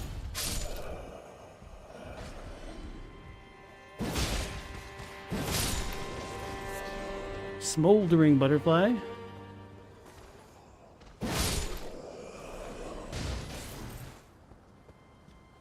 Okay.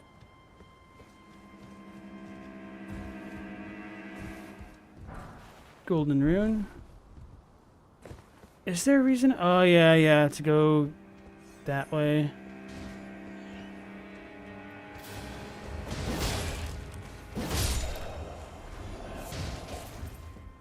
I don't think there's a real reason to come here. Unless there's an item at the top of this section over here. I don't think there is. Because I know you can kind of snipe down the enemies that way, but...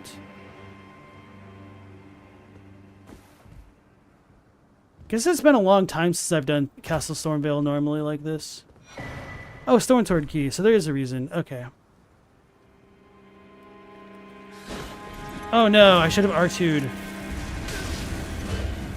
I think this enemy is probably one of the most lethal ones in the game.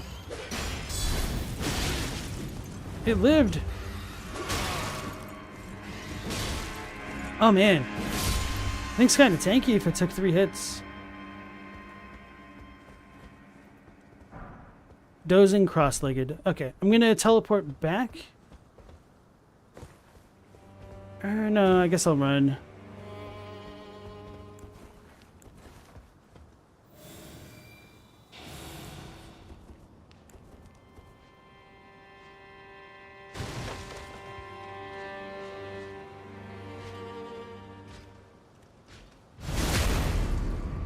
Actually using some of my assassin skills for once.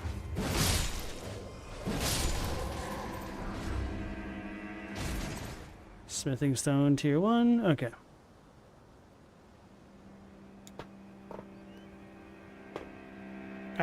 Two Hit said that was before Nefeli's quest was completable, so Kenneth was moaning about finding the next ruler and Nefeli was sniffing ashes. Then the update happened and the quest was completed. Oh, okay. Oh, interesting. I see what you're saying. You always cheese the Crucible Knight here? There's a perfectly good bottomless pit and you'll not let it go to waste. I don't think I've ever cheesed him. So you, like, get him into phase 2. Actually, I might have inadvertently cheesed him. I did not intentionally cheese him, I can say.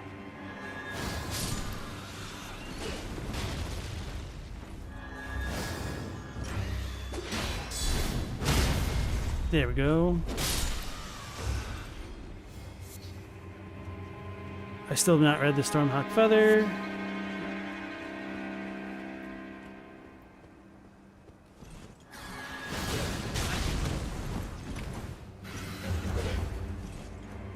Damn it. Damn it, damn it. I figured I probably should have healed after that one, but I was expecting my tracking to not fail so spectacularly.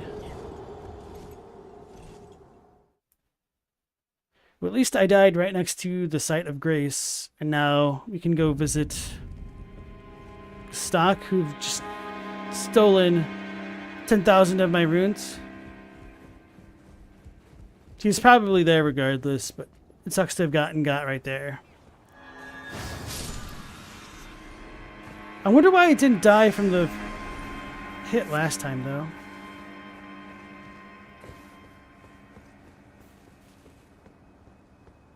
That bird kills you more than the most? I'm assuming the fire one? Yeah.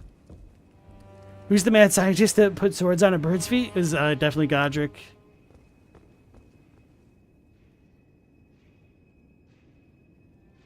Paisan couldn't imagine cheesing the Crucible Knights because they're so fun to fight. Rubbish. Another one, all skin and bones. Worse than a petty squire. Ah, not a muscle on this one either.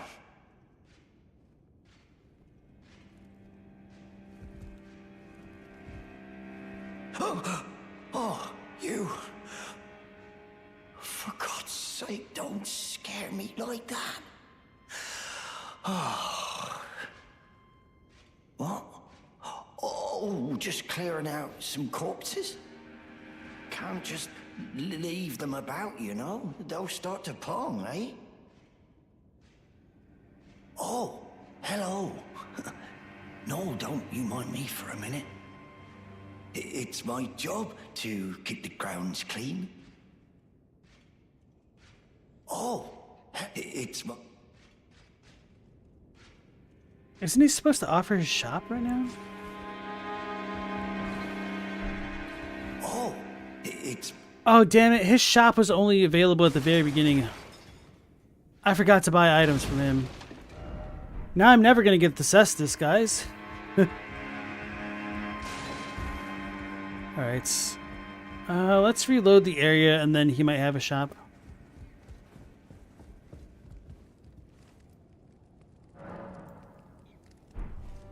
Either that or I can warp to the beginning and shop? I don't remember. Yeah, okay, I think it's after you encounter him here that a shop opens. So let's go and warp back over here. This way might be a little bit faster.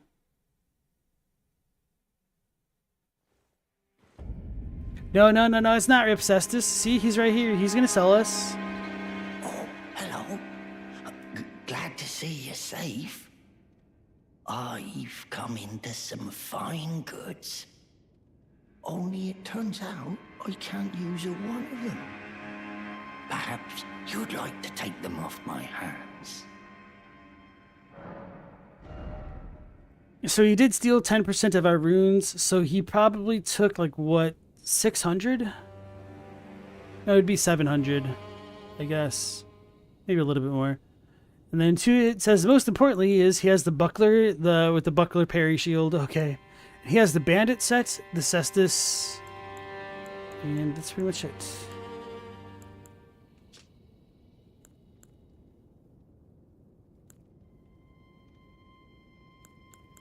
No real flavor text with this stuff, but anyway. I don't really use shields at this point, but maybe I should use the buckler. I don't have the dex for it yet. Rip. I'm not going to worry about it. Despite it being like a lore playthrough. Oh, hello. Anything you'd care to purchase? Hello, Donovan. Welcome on into the stream. Unfortunately, I have no idea who that is. Yeah, it's true. You can't put the parry on the cestus. I tried using the parry on the Scavenger's curved swords, and it just felt really awkward trying to make that work. And Moxie, welcome on in. Murk that fella? No, you. Y'all trying to make me lose out on an ancient dragonstone later. I'm supposed to be doing DLC prep.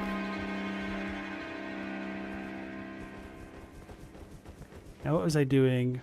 Right, we saw Gestalk. Why is that glowing over there? Oh, because of the message. Alright. So now we'll go visit our good old friend, the Crucible Knight. So if people did not fully explore Castle Stormveil, this might be a little bit shocking.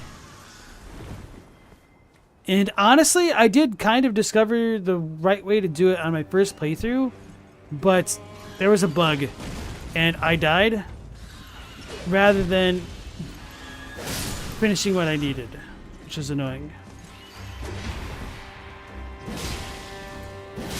There we go. Vengeance. There's a bird that's in a storm in the Nihon Shoki. Which bird are you speaking of exactly? Because I know it wouldn't be Suzaku, but I probably have heard of it.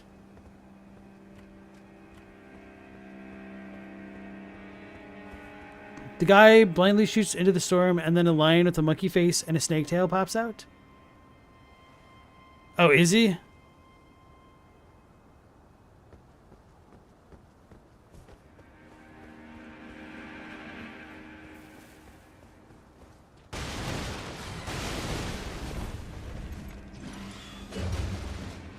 More so than the birds being grafted, it's probably even more remarkable that they're able to intelligently use flame barrels at us.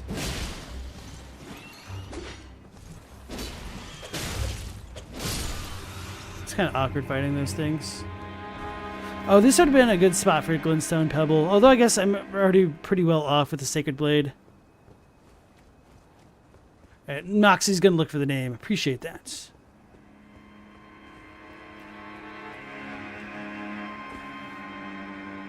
Hey guys, look! A railing. Try not to like walk too far off. So yeah, my first playthrough, I was like, ooh, what's all this stuff? And then I came down here. I walked off this. We get the marred wooden shield, which is just kind of the same as the leather one, except this one's wooden, so I'm not worried about what it says. And then we go this way to seemingly nothing. And I think later on, Roger will drop like a, not a summon sign, but a note. Maybe I should have paid attention to the one there a moment ago, because he'll point out where to go. So I was like, okay, what's going on? So my first playthrough, I think I was a little bit too far off to the left when I did this. So this broke. But I didn't land exactly in like the bushes here, and so I just fell to my death. So I was like, how the hell do you get to the Crucible Knight? Because I thought this was just literally a death drop. And I spent hours trying to figure out the rest of Stormveil because I died falling down to this. So I eventually gave up, looked it up, and was like, what the hell? I just died for no reason. And I was a little bit salty about that. So let's go ahead and put this on. Yorimasa and the Nue. Oh yeah, Nue. Yeah, that totally makes sense.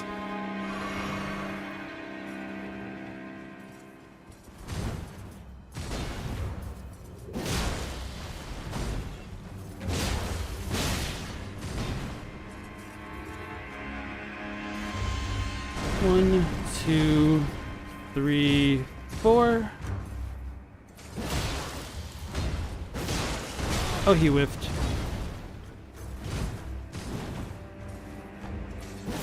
There we go. Heal up.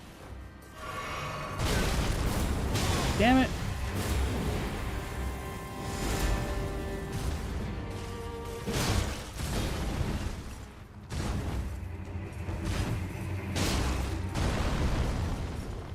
So that stomp you can jump over. It's one of my favorite things to do.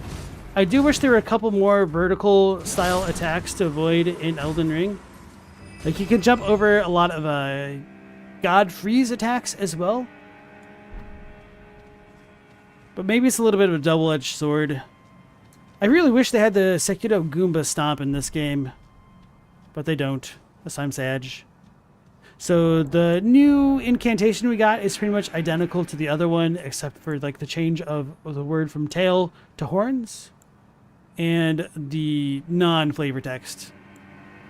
Okay.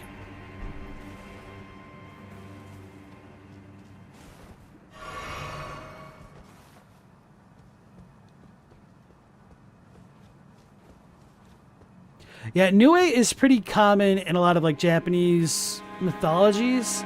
I think you get Nue in Shin Megami Tensei, one of the games. I don't remember which one it would be.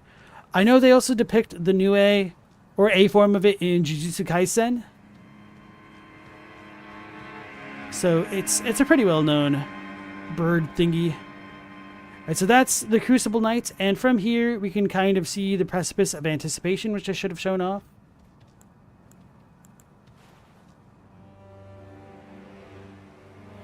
And so that's another one of those big goofy soldier dude statues that we were talking about earlier on the stream. That's the place where we spawned in at originally. And even from this angle, we should be able to see the Statue of Marika.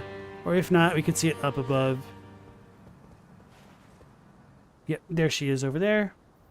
It still bothers me that the one person on one of their videos had a random-ass Godfrey statue there instead of Marika. Was it a Kite Tail video? Or was it somebody else? And they're like, wait, what? It's always been Godfrey. Nue was in Neo 1? Okay. It's a summon in Neo.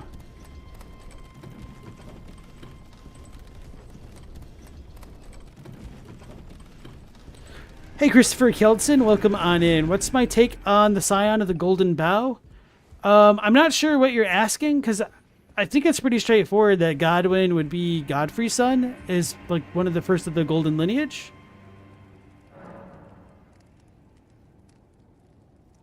Paisan says the vistas in this game still blow you away 2 years later. Nice. Can I go back to the Precipice of Anticipation? Yes, but not from here.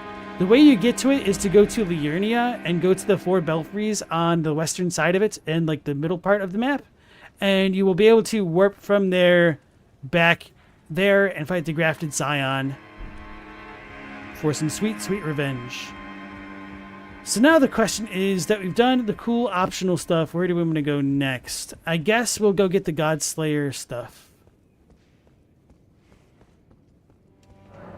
Contraption does not move? Oh, really?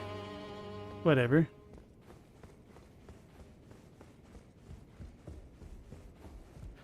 I do like how... I mean, I really just love the level design of Castle Stormveil. I think it's probably the best level that FromSoft has ever made. Just because you can approach it from so many different directions. It's superb. Alright.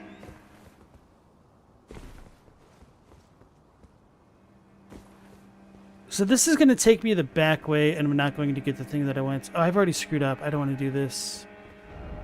Right, let's do this first.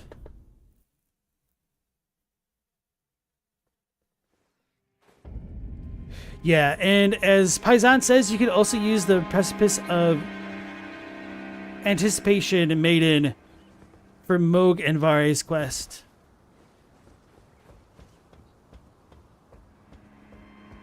Hey Dylan, nice to see you again. Stormveil's amazing. Yeah.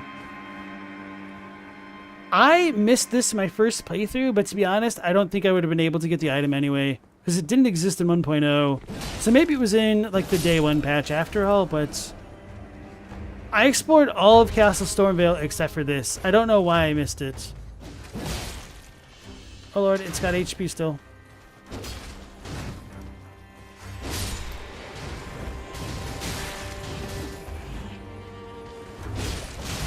Uh-oh, let's heal.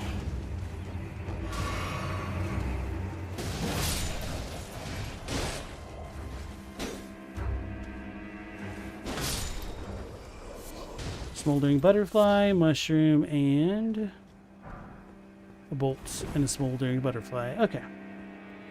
This is one of my favorite talismans in the game mechanically, as it is just kind of ridiculous the bigger the weapon you have. So twisting, vertical, but dense. I feel like we're going to have a lot more of this level design in the DLC as well. All right, so as we come up here, we can see some dual lions appear on like the gilded portions of Stormveil.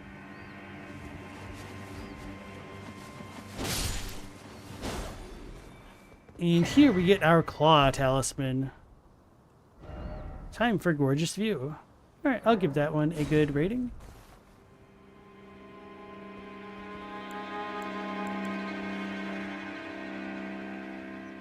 So we get our Omen dude over there.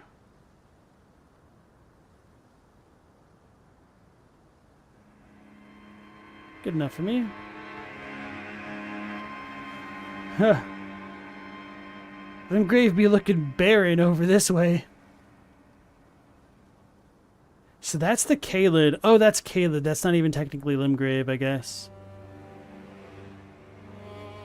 What is that supposed to be by Redmane? Yeah, some of these low poly models are definitely low poly models. Maybe it's also worse because I'm on PS5. Hey Tonga, what time do I stream normally? I stream pretty much every day at 10 p.m. Eastern Standard Time for about 3 hours or whatever like the content mostly dictates. So I'm already a little bit over for tonight, but I prefer to do as much as I can in relatively condensed segments. But I'll probably stop before getting to Godric at this point, just because there's still quite a bit left to explore in Stormveil. Alright, so now we can proceed forward with where I was going a moment ago, and I'm going to equip the Claw Talisman. Oh yeah, I should probably read it. So this is a talisman depicting a claw and an assassin, and enhances jump attacks.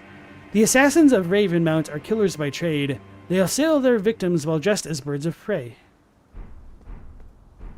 So this is pretty much one of the only few references to Ravenmount to begin with. I should have been crouching, I guess.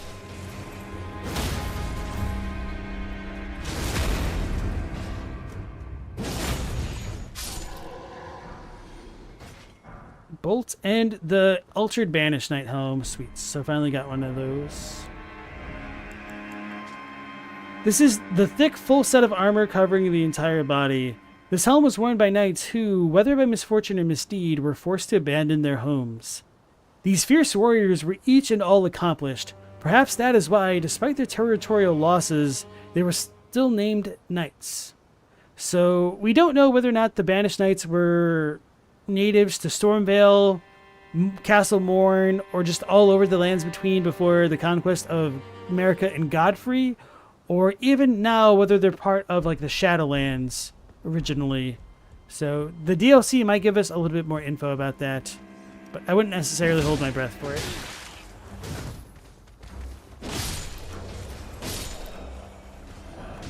Exile Greaves. Brilliant.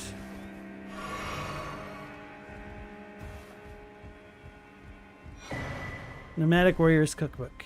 So I would go this way, but it's going to remain closed off unless I go this way first, unless they patched it.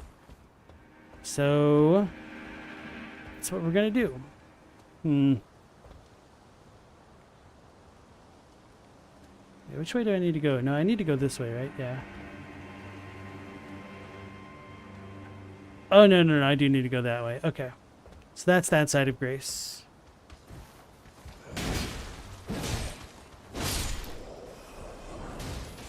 Wooden Great Shield. Honestly, don't really remember this. Wooden Great Shield reinforced with a metal ornamentation. Great Shields boast high damage. That's why I don't remember, because it doesn't really say anything. So this has 2 lion depictions. Actually, kind of reminds me of the sword thing on the Confessor set, almost. Like that thing there.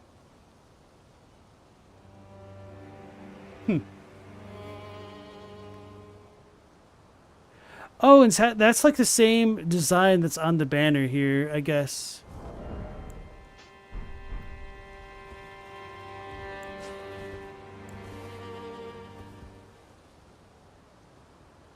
It's the same for PC. Oh, that's supposed to be Fort Gale. It seemed too far to the north.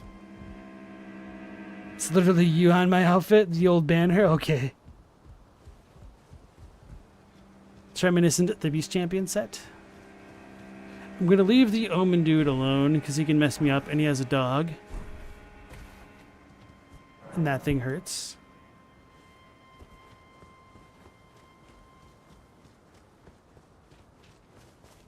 I may as well rest, right?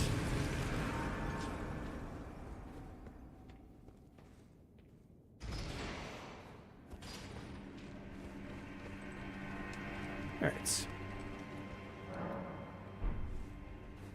Oh, literally you as the Claw Talisman? Nah, you're the Wooden Shield. It's literally you. We've established this. No takes backsies. So I just typically run past all this stuff because it doesn't matter, and I regret my decision because I'm like, oh wait, I should level up.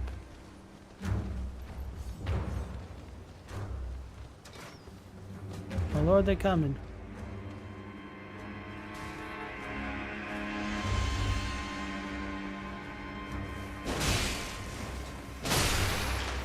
Why are the rats tanky?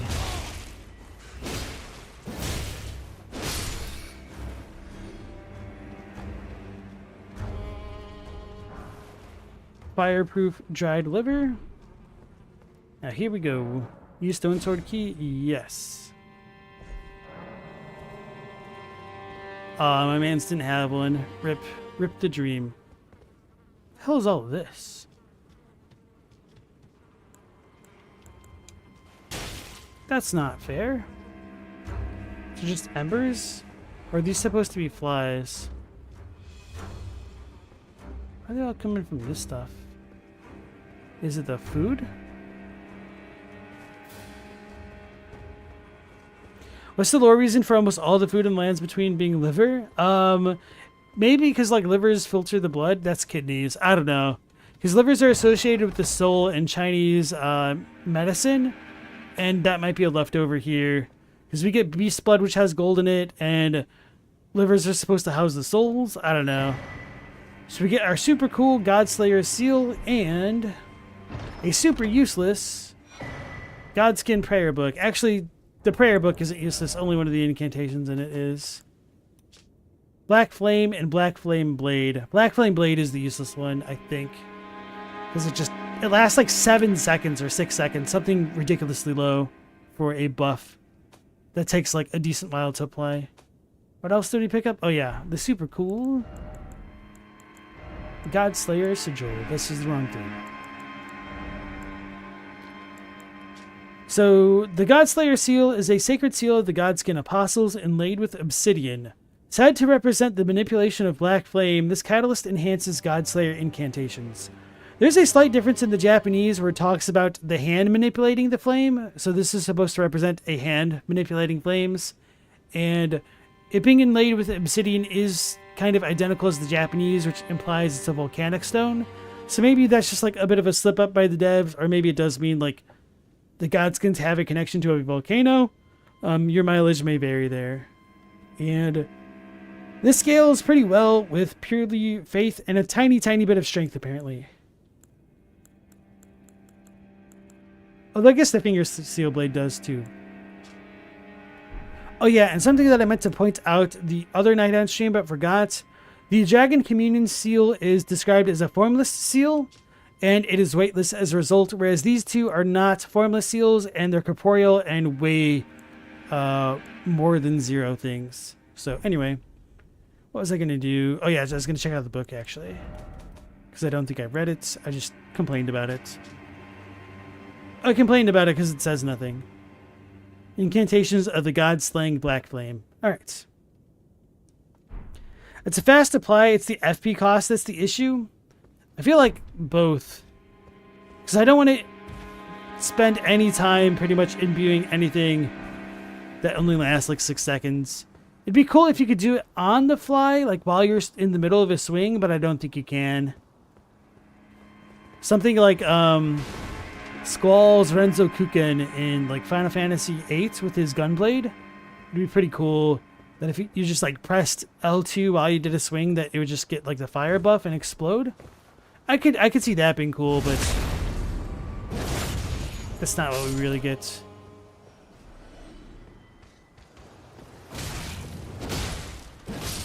I don't remember if there's any reason to fight the Banished Knight on top of the tower where the Bell-Bearing Hunter used to spawn. Other than just saying, hey guys, a Bell-Bearing Hunter used to spawn here. What is targeting me? That's what's targeting me.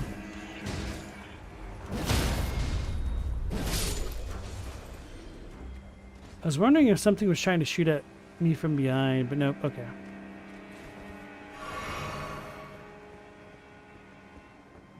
So this will bring us back to our gate front site of grace.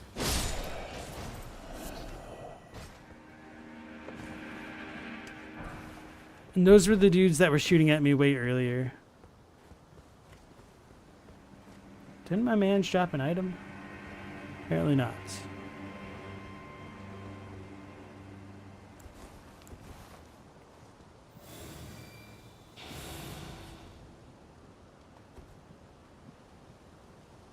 Small combustion on the play would be cool. Yeah. I was trying to hit both of them. I just got stabbed in the throat.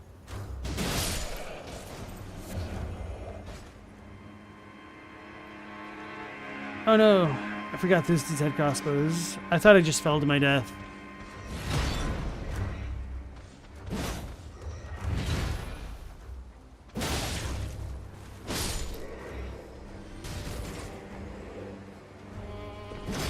That's what I get.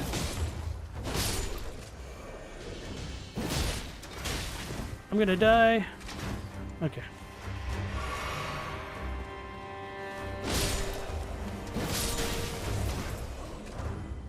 Exile gauntlets plus a bolt. I am not gonna try to fight the lion. At least not immediately.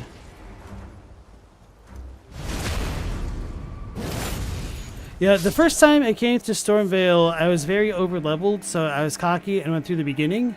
I did clear it, but it was a lot rougher than I expected, considering how over-leveled I was.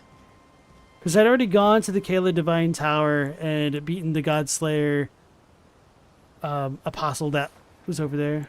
Oops. So yeah, over here we have a Guardian Lion, which has like a bunch of like broken horns on it. They are kind of reminiscent of Omen horns, but they do seem maybe slightly different. I don't really know.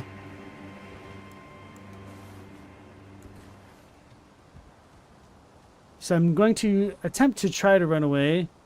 And in this Divine Tower area, we get the more Banished Knight banners again. We're going to have a room filled with Banished Knight armor sets. Run! Run away! And he doesn't kite me, or doesn't continue to follow me. I kite him.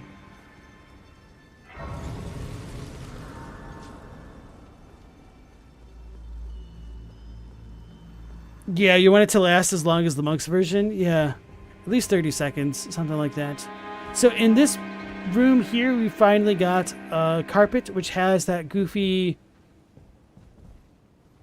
fire bird lion thing, which is reminiscent of the...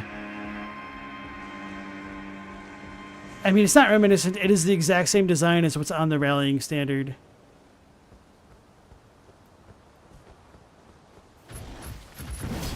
Probably should have had Assassin's Approach on.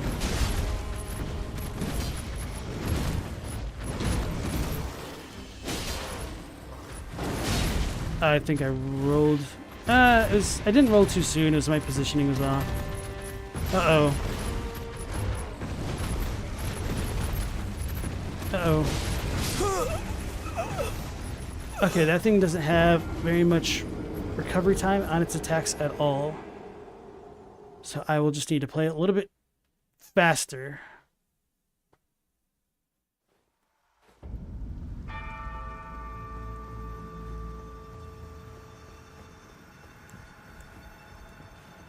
Paisan says Black Flame Blade actually isn't bad on daggers because you can cast and get a couple attacks off. And the Black Flame doing a percentage of damage makes it decent. Interesting.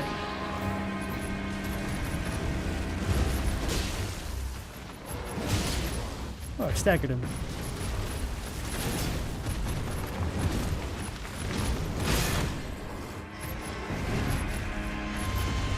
Damn it. I should have just jumping attacked.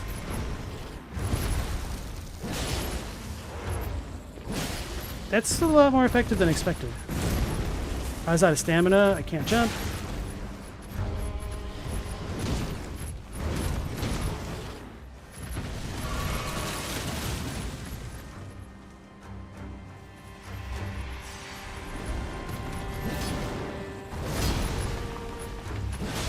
Finally got a charge attack off. 2, and it's still up. Oh damn! I should have rolled away, I guess, but that recovery time was so fast.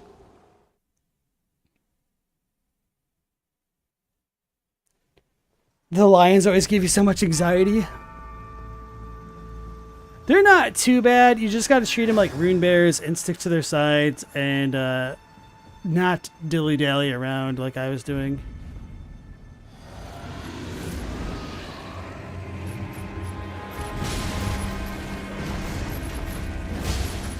Although it's kind of hard to see what's going on in this spot specifically because of all the trees and foliage. Uh-oh. Got a little bit lucky there. Or just bait out some of their more punishable attacks.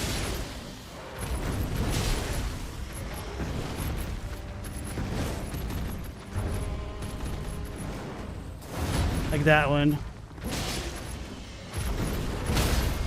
Finally, holy crap. Oh, I'm not going to get it.